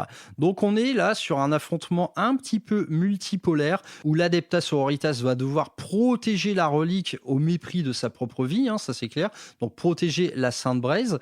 Du côté du Mechanicus, il faut sauver Tanek. Donc Tanek en fait ce Dominus Magos disparu. Ils doivent en fait mener des opérations de fouille sur la map tout en essayant naturellement de contenir l'invasion hérétique. Et du côté du chaos, là on est sur du bourrinisme pur et dur. Il faut désacraliser, il faut capturer la Sainte-Braise et du sang pour le dieu du sang dans la foulée.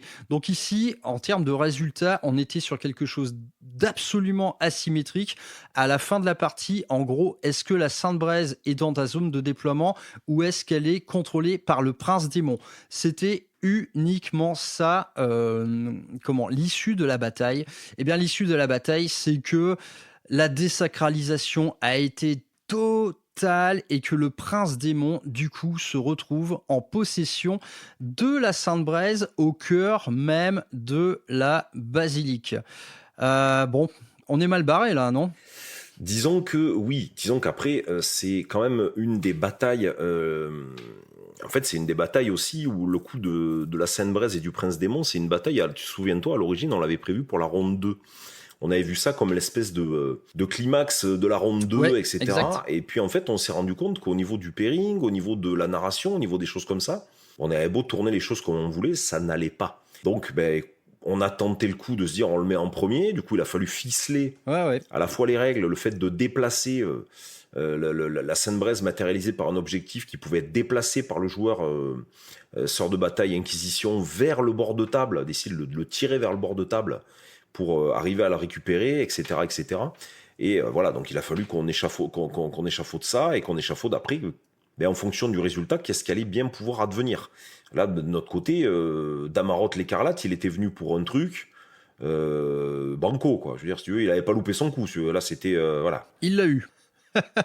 Il l'a eu, ouais. Et du coup, cette mission-là, c'était celle qui était la plus riche, finalement, en embranchements narratifs différents. Du côté du Mechanicus, s'il était parvenu à retrouver, en fait, son Magos disparu, donc ça, en termes de résultats sur table, ça consistait à scorer le maximum de missions secrètes, quoi. Donc, s'il avait vraiment cartographié la zone au maximum, il aurait retrouvé son Magos Dominus Bartholomeos. Et ce Magos, il serait intervenu dans la ronde 2 au cœur même du palais du gouverneur avec une petite escouade gratuite. Donc ça aurait été gratuit en points. Néanmoins, il n'a pas su le faire. En tout cas, la figurine était prête. Il avait peint la figurine et tout. Mais là, naturellement, du côté de la narration, il se passait un truc, c'était qui allait être en possession de la Sainte-Braise. Et là, en fait, ça influé sur 3 missions différentes de la ronde 2. Ça a influé sur plein de choses. Déjà, le lieu. La Sainte-Braise, elle est où ? Est-ce qu'elle est dans la basilique ou est-ce qu'elle a été rapatriée par l'Adeptas Sororitas au cœur du palais du gouverneur ? Donc là, je ne vais pas faire la liste de tout parce que c'est compliqué, mais en gros, dans la ronde 2, Les Nécrons dont on a parlé, donc qui n'ont en vue que ça, qui n'ont en vue que cette Sainte Braise, eh bien, ils allaient intervenir dans un de ces deux lieux, suivant le lieu finalement où la Sainte Braise se serait trouvée, avec des formes d'alliances différentes. Bref, il y avait plein de trucs possibles à partir de cette bataille-là, mais l'Adepta Sororitas s'est tellement fait agresser dès le début par ces fifous de Knights of Blood qu'ils n'ont pas eu la moindre chance de rapatrier la Sainte Braise en lieu sûr. Donc pour les embranchements, je vais pas faire la liste de tout, mais le lendemain, c'est sûr, la Sainte Braise, elle était en possession du Prince Démon et la bataille finale se déroulerait sur le parvis de la basilique. Donc gros morceau, cette bataille-là, ça a été une des plus difficiles à écrire, à mettre en place et surtout à embrancher narrativement. Venons-en au dernier affrontement ayant lieu sur Erubia. On n'en a pas parlé, mais il y a également de la Death Guard. Et donc là, cette fois, ça se passe en périphérie du centre-ville. Donc ça, en gros, c'est la banlieue, frère. Et dans cette banlieue, eh bien, naturellement, le but du jeu, c'est les civils. Les civils, qu'est-ce qu'on en fait ? Ils se font bombarder, mais néanmoins, les bombardements du Space Hulk qui sont plus concentrés, naturellement, sur le centre-ville, donc sur les lieux saints et les centres de commandement. Mais dans cette périphérie, les civils, qu'est-ce qu'ils deviennent ? Donc la population locale a été relativement épargnée par les bombardements. Les civils d'Erubia voient cependant le jour se lever dans une lueur inquiétante, blafarde et épaisse. Les premiers malades apparaissent très vite. Les premières scènes de massacre encore plus, et vous l'aurez deviné, la Légion de Mortarion est sur les lieux. Son avance paisible au sein de la cité balaye toute forme de vie. Aussitôt débarqués de leur frégate sur Erubia, un contingent de Space Wolves mené par Thorvald le Rustre ne prend pas la peine d'attendre les ordres du haut commandement et se précipite sur les lieux pour sauver les civils sans défense, suivis de près par les forces d'intervention d'Erubia stationnées non loin. Vous l'aurez compris, c'est du Death Guard versus Space Wolf dans une bataille rangée cette fois très classique, mais là qui va introduire en fait des mécaniques de renfort. Donc déjà, il y a eu une petite originalité, c'est que là on est sur deux alliés Space Wolf et donc pour un assaut coordonné, eh bien, ces deux joueurs allaient connaître leurs missions secrètes respectives, ce qui représentait un avantage stratégique énorme. Mais du côté de la Death Guard, il y avait un avantage stratégique énorme, c'était que c'était le seul à jouer en 2000 points, faute d'effectifs, j'ai pas eu le choix. Et je salue notre ami Nono le Nurgling qui a incarné ça de la meilleure manière possible. Donc du côté de la Death Guard, bien eux, leur but naturellement, c'était de répandre la maladie. Donc là, on était sur des missions secrètes de control map principalement, mais également de mutinerie immonde. C'est-à-dire que le massacre des civils sur place allait pouvoir s'incarner tout simplement par l'intervention de véroleux. Des véroleux qui allaient popper un petit peu partout sur la map dès lors qu'ils contrôlaient au moins deux objectifs du No Man's Land. Ils pouvaient faire relever les morts. Tandis que du côté Space Wolf, il y a ce côté un peu mobilisation générale. Et là, cette fois, lui, il allait pouvoir faire appel aux forces de défense d'Erubia, donc que ce soit de l'Adepta Sororitas, de l'Arbites et même des Imperial Knight Armigères. Donc là, tout le monde avait des renforts de partout et ça a été une bataille de malades où finalement, eh bien, la map, elle était pleine pendant 5 tours. J'ai jamais vu ça, c'était le putain de Hellfest et ça s'est soldé par une très belle victoire Space Wolf. Donc voilà, tu vois, tout n'est pas foutu sur Erubia encore. Les Space Wolf ont marqué un coup décisif en fauchant quelque part les disciples de Mortarion. Très sympa. Donc ici, pas de rembranchement narratif, du moins très peu, juste que les Space Wolf seraient en très bonne condition pour la ronde 2 et du coup interviendraient au sein des opérations les plus importantes. Encore une fois, on est sur un conflit qui n'avait pas, qui était vraiment en marge, on va dire, de l'assaut principal. Vous l'avez compris, c'est tout ce qui va tourner autour de la basilique et du palais qui était vraiment central dans la narration. Mais effectivement, le fait d'inclure justement des lieux secondaires comme ça, les Space Wolves qui en fait, c'est quand même très drôle parce que comme tu l'as dit, Max, les Space Wolves, en fait, n'ont même pas attendu. Soit ils n'ont pas attendu les ordres du haut commandement, soit ils ont carrément fait le contraire de autre chose que ce qu'on leur demandait. Et comme ils auront pu le faire pendant la première guerre d'Armageddon, ils ont foncé tête baissée pour aller protéger la population civile. Et le fait d'inclure cette espèce de mécanique, en fait, tout est parti du fait que justement le but c'était d'empêcher la Death Guard de corrompre la population. Donc qui dit corruption de population dit forcément véroleux, quoi. Derrière, ça paraissait une logique assez simple. Et puis après, ça nous a permis de nous lâcher un petit peu et d'aller pouvoir donner la possibilité aux gens d'aller inclure, alors c'est pas des fois pas grand chose, hein, mais une petite escouade d'Arbites, une petite escouade de Sista au milieu, des choses comme ça. Voilà, encore une fois, ça change pas grand chose à la trame narrative générale, mais ça laisse après des embranchements ou des portes ouvertes pour la suite.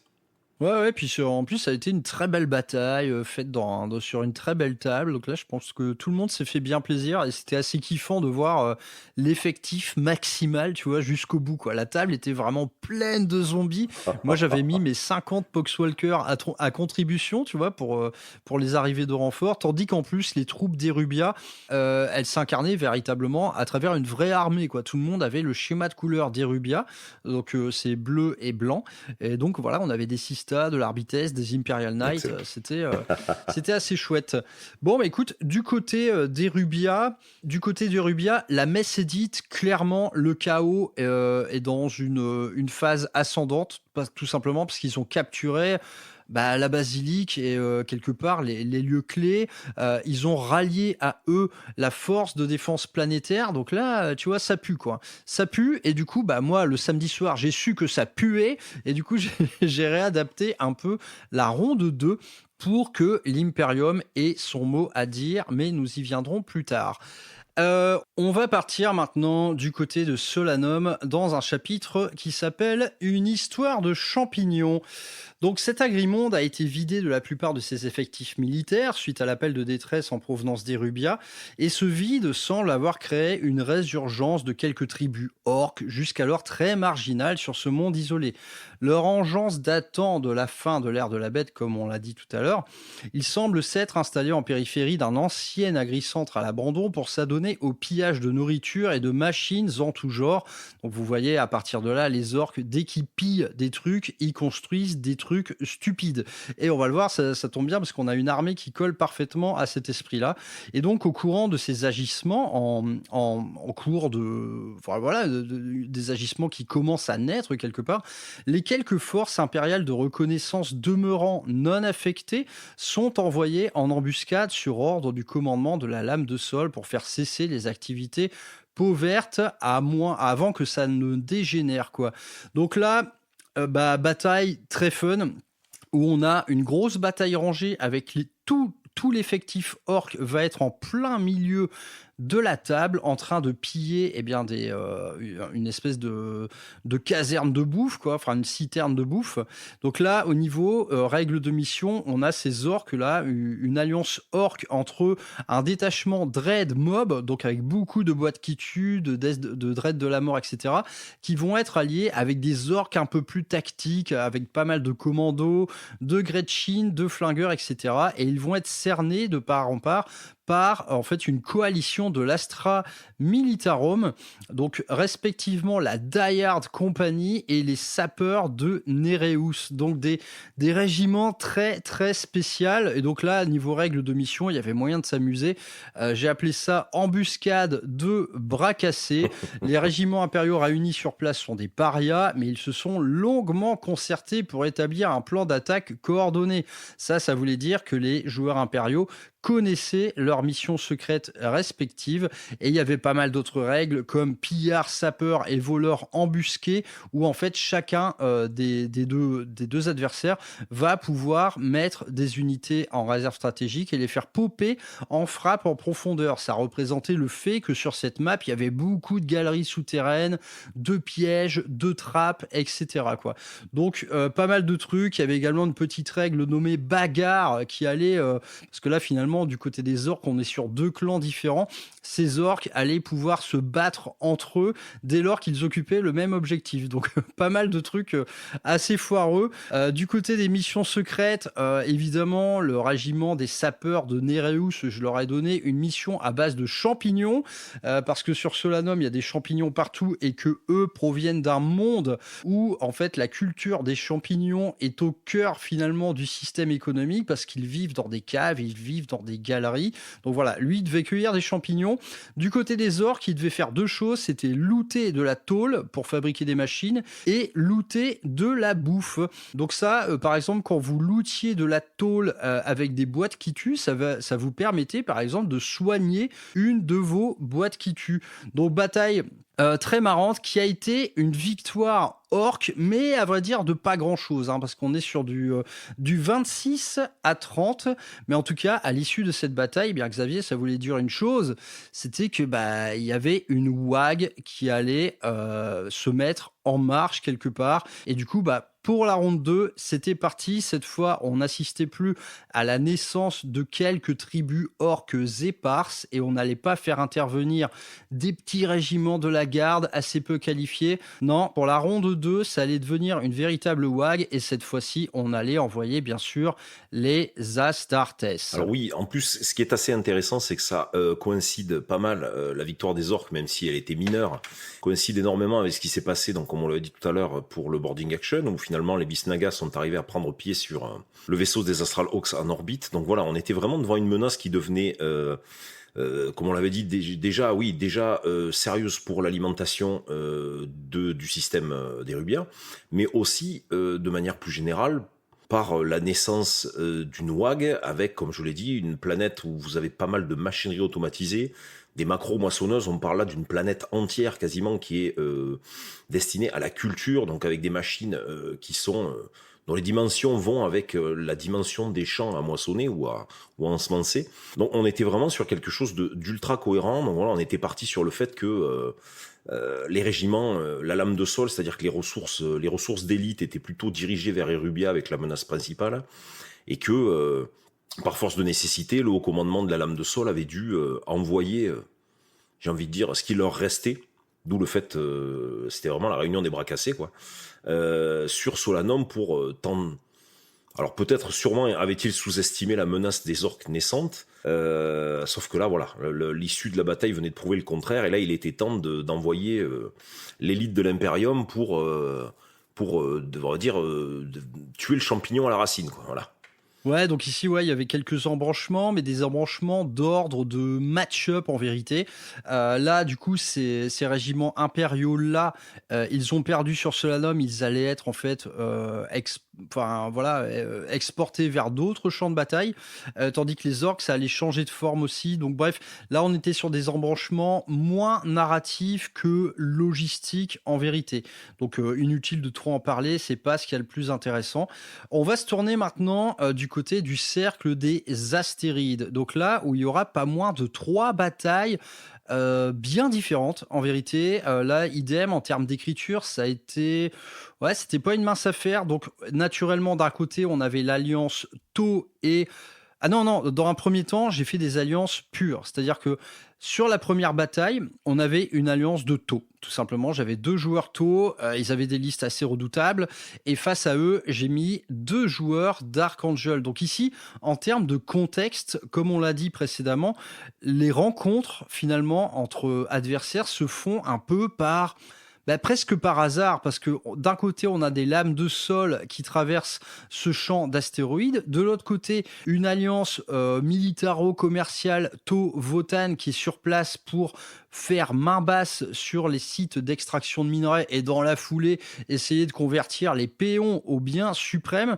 Bref, ici, on était un peu dans une espèce d'opportunisme et finalement, ce cercle des astéroïdes, on a pu en faire un peu ce qu'on voulait. Donc, c'était assez cool.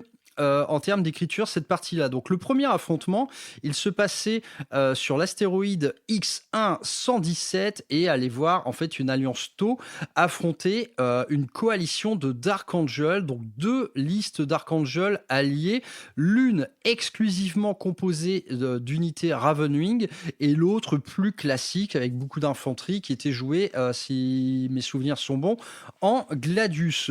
Donc ici, naturellement, on est sur des astéroïdes. Donc ici, niveau météo, conditions de bataille, il y avait pas mal de trucs à faire.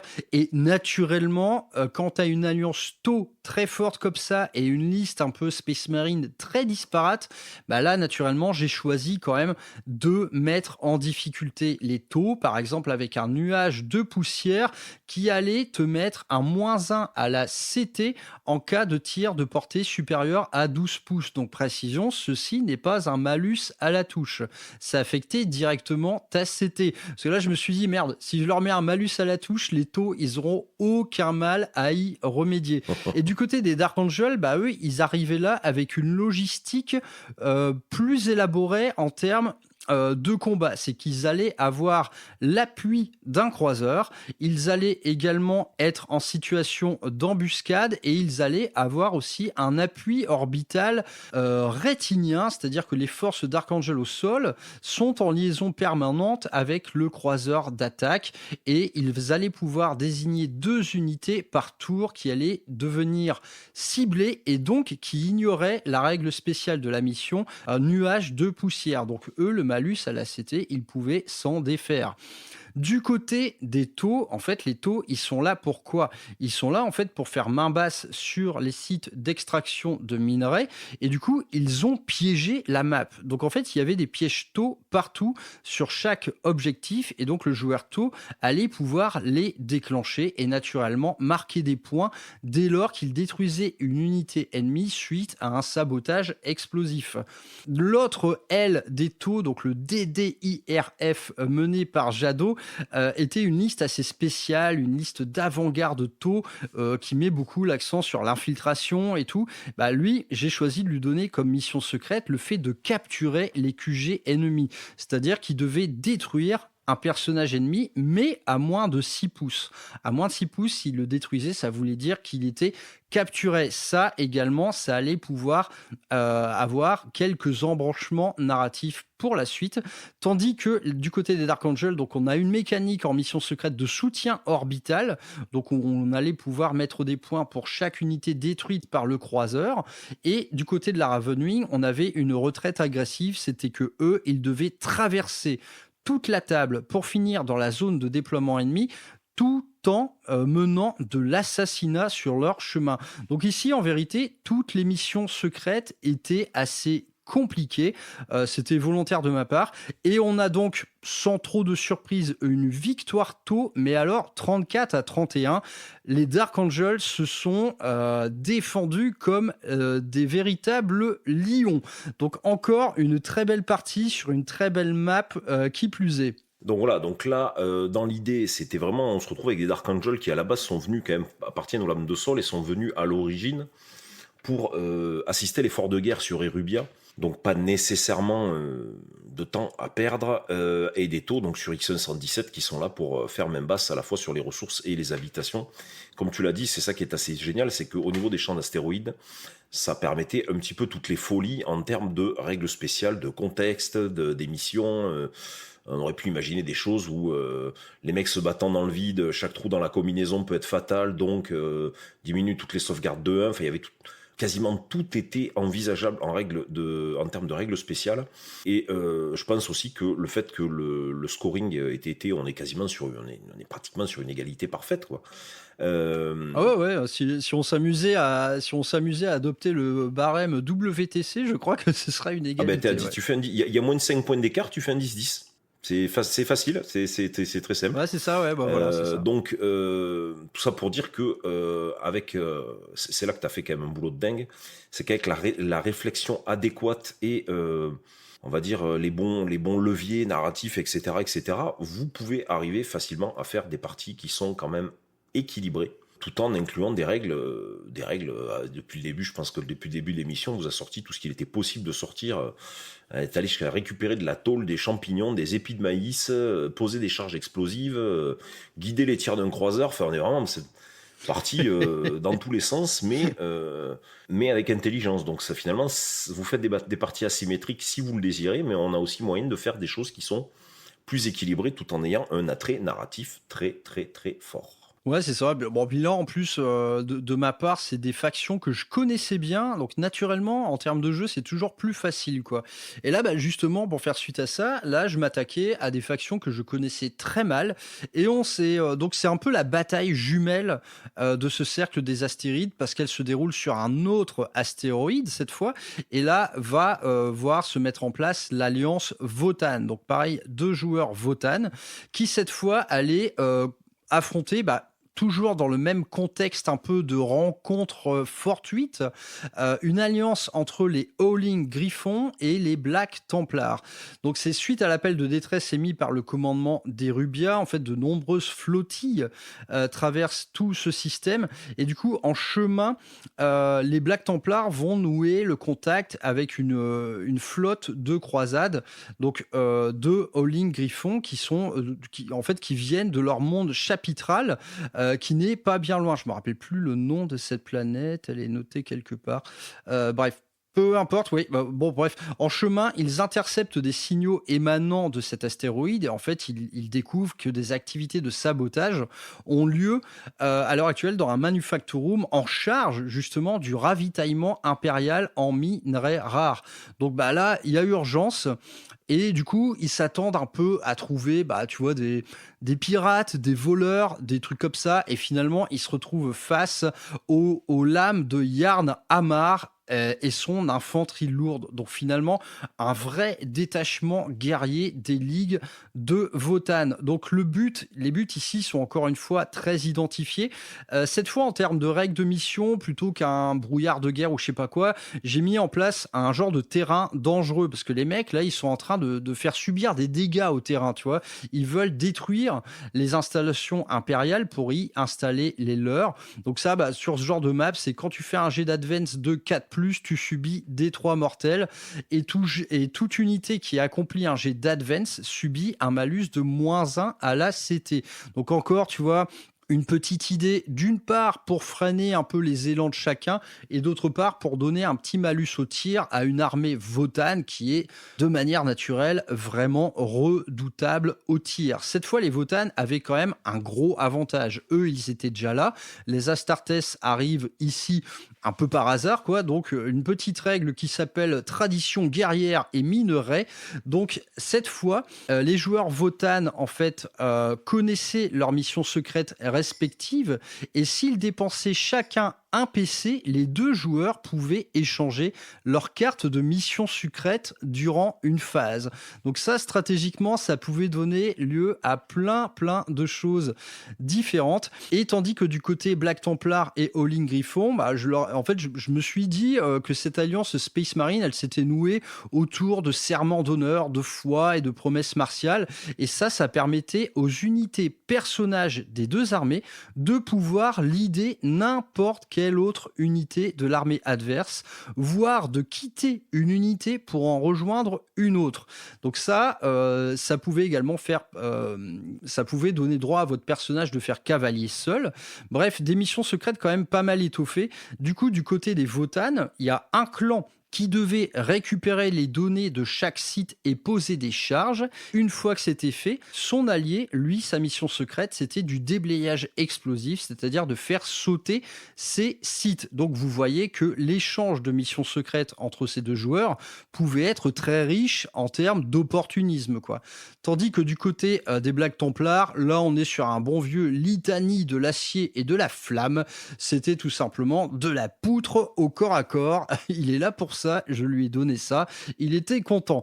Du côté des Howling Griffons, il y avait, comme c'est un chapitre en fait à l'effectif assez diminué, je leur ai donné une petite mission de préserver le génogerme. C'est-à-dire qu'à chaque fois qu'une unité à lui était butée, on n'enlevait pas la dernière figurine, on la laissait coucher au sol. Si un apothicaire finissait sa phase de mouvement sur cette figurine au sol, il récupérait un PC et également il marquait des points parce qu'il préserve le génogerme de son chapitre. Et cette petite liste avait l'originalité de jouer pas mal d'apothicaires.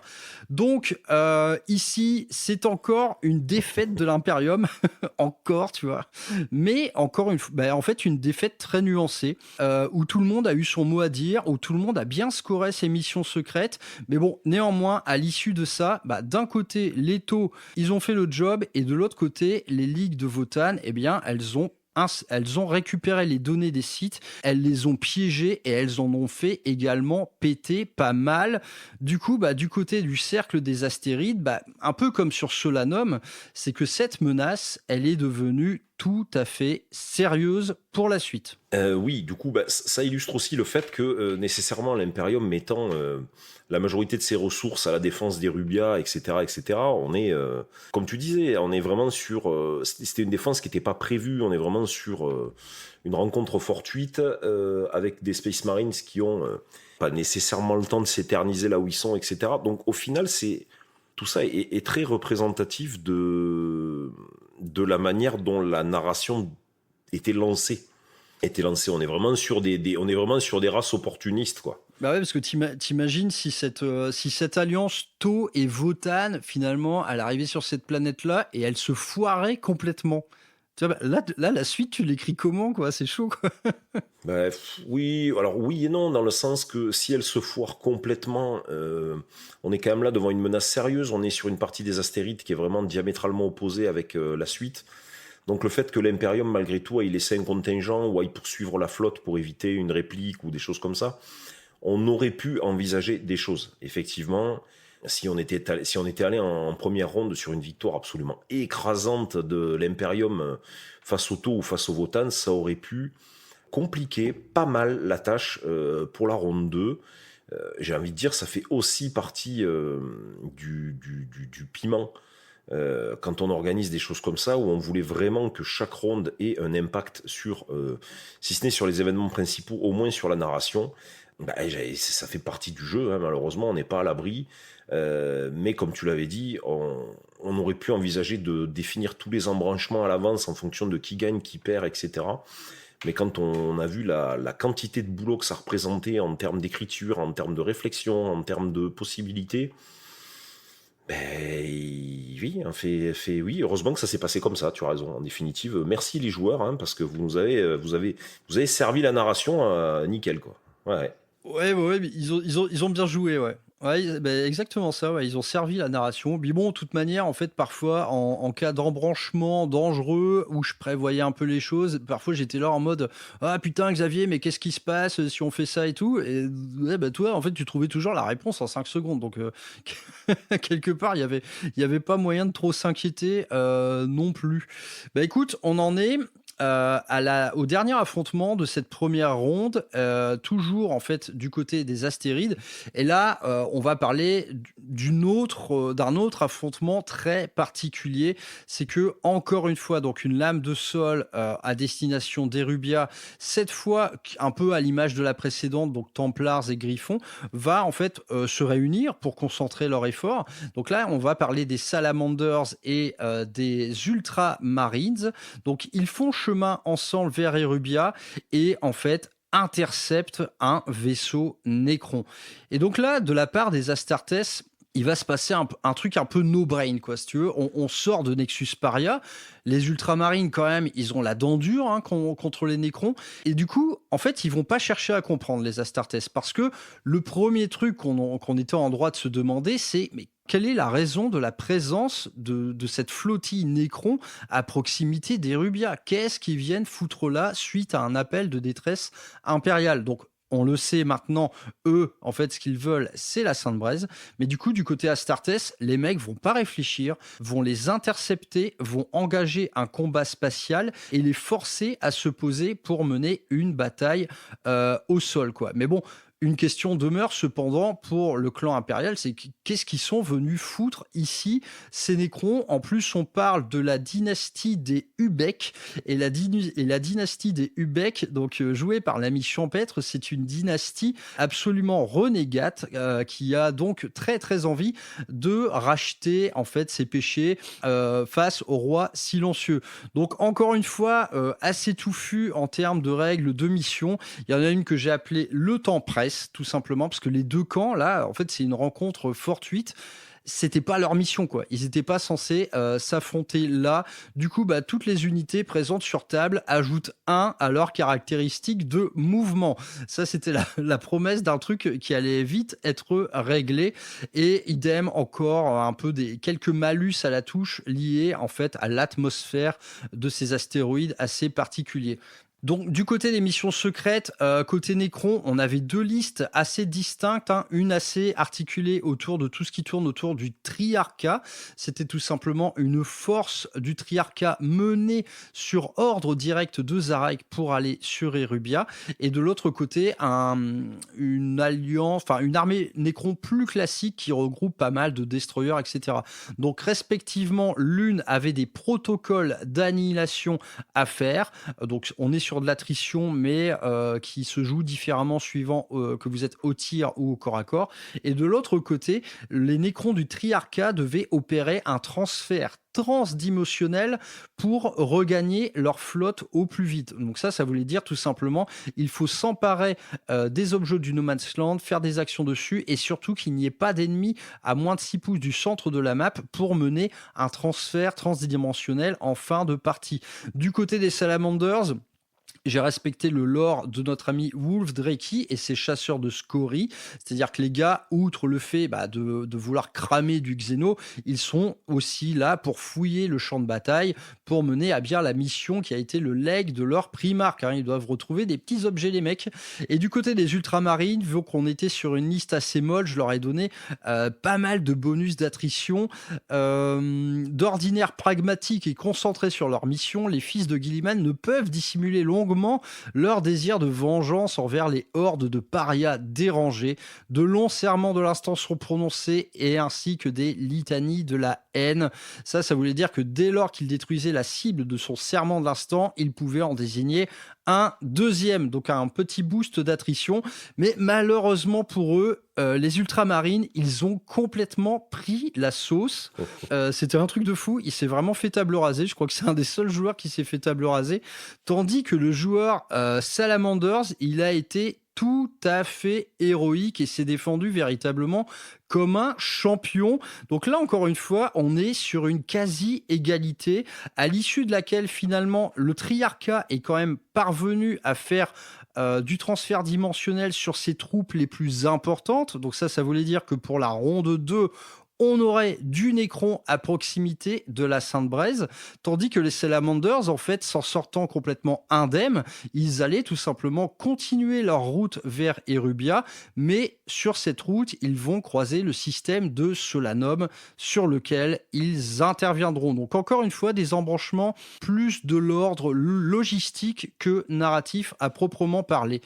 Donc c'est la fin de cette première ronde de la campagne d'Erubia.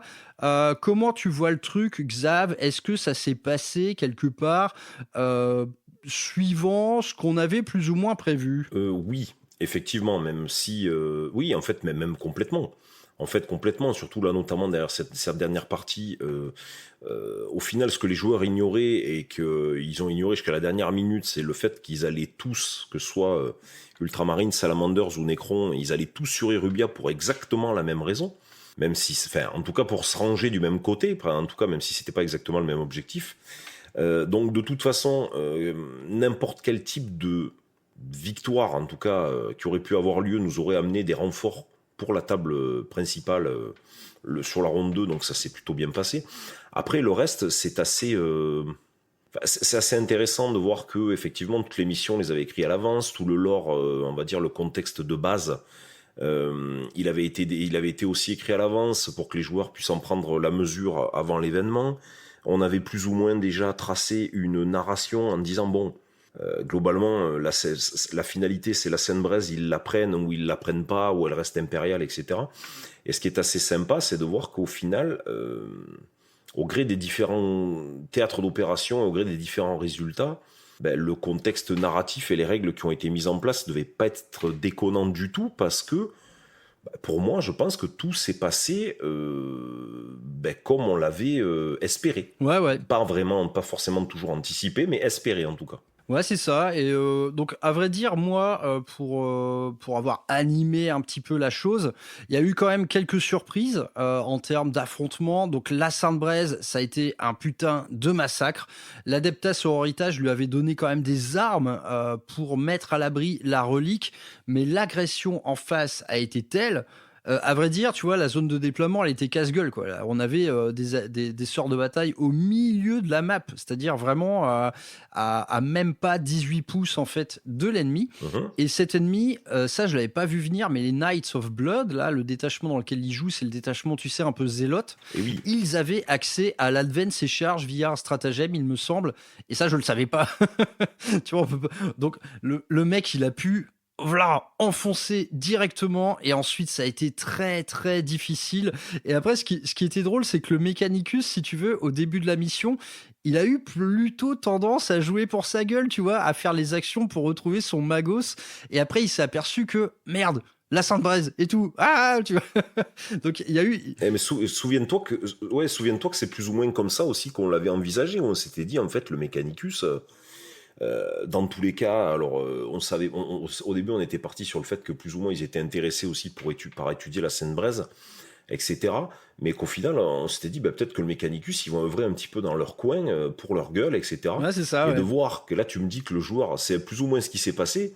Ils ont été RP en fait, les mecs. Ils ont été totalement roleplay jusqu'au bout des ongles en fait. Quoi. Ouais, c'est ça. Il avait envie de jouer son Magos. Enfin, il avait envie de retrouver son Magos parce qu'il se doutait bien, vu que je lui avais demandé de ramener la figurine, il se doutait bien que ce Magos aurait son mot à dire le lendemain. Donc ça, c'était assez rigolo, quoi. Dans les surprises, il y a eu sur Solanum. Alors là, c'était un affrontement complètement asymétrique. C'est que tu vois, parfois il se passe des trucs. Tu planifies pas vraiment. Les impériaux avaient 2 zones de déploiement. Et en fait, eux, le plus naturellement du monde, ils ont choisi de se déployer chacun d'un côté de la map. C'est-à-dire pas dans une alliance, tu sais. Et du coup, il y avait un flanc très fort, un flanc très faible. Et tout ça s'est rentré dans la gueule, mais de manière complètement asymétrique. Donc en fait, l'égalité impériale orc sur Solanum, c'est d'un côté un carnage et de l'autre côté un gros prout, en fait, des deux côtés de la table, que c'est assez rigolo. Ouais, ça aussi, assez c'est ce rigolo, on en avait discuté de ça, de savoir que si les orques décidaient justement avec cette espèce de zone de déploiement où on pouvait envisager que chaque joueur Astra se déploie un petit peu de son côté, envisager que les orques avec le double de force en points foncent que d'un seul côté, c'est-à-dire que les 2 joueurs orques décident de foncer vers un seul bord de table, vers le bord de table d'un seul joueur de la garde impériale, ça aurait pu être un carnage unidirectionnel absolument monstrueux. Ouais. Et du coup, la petite règle d'animosité qui est venue en plus faire le petit clin d'œil, le petit rappel de l'époque où justement les différents clans orques pouvaient se mettre dessus, ou même les propres membres d'une bande se bagarrer entre eux au lieu d'écouter les ordres du chef, etc. Excellent.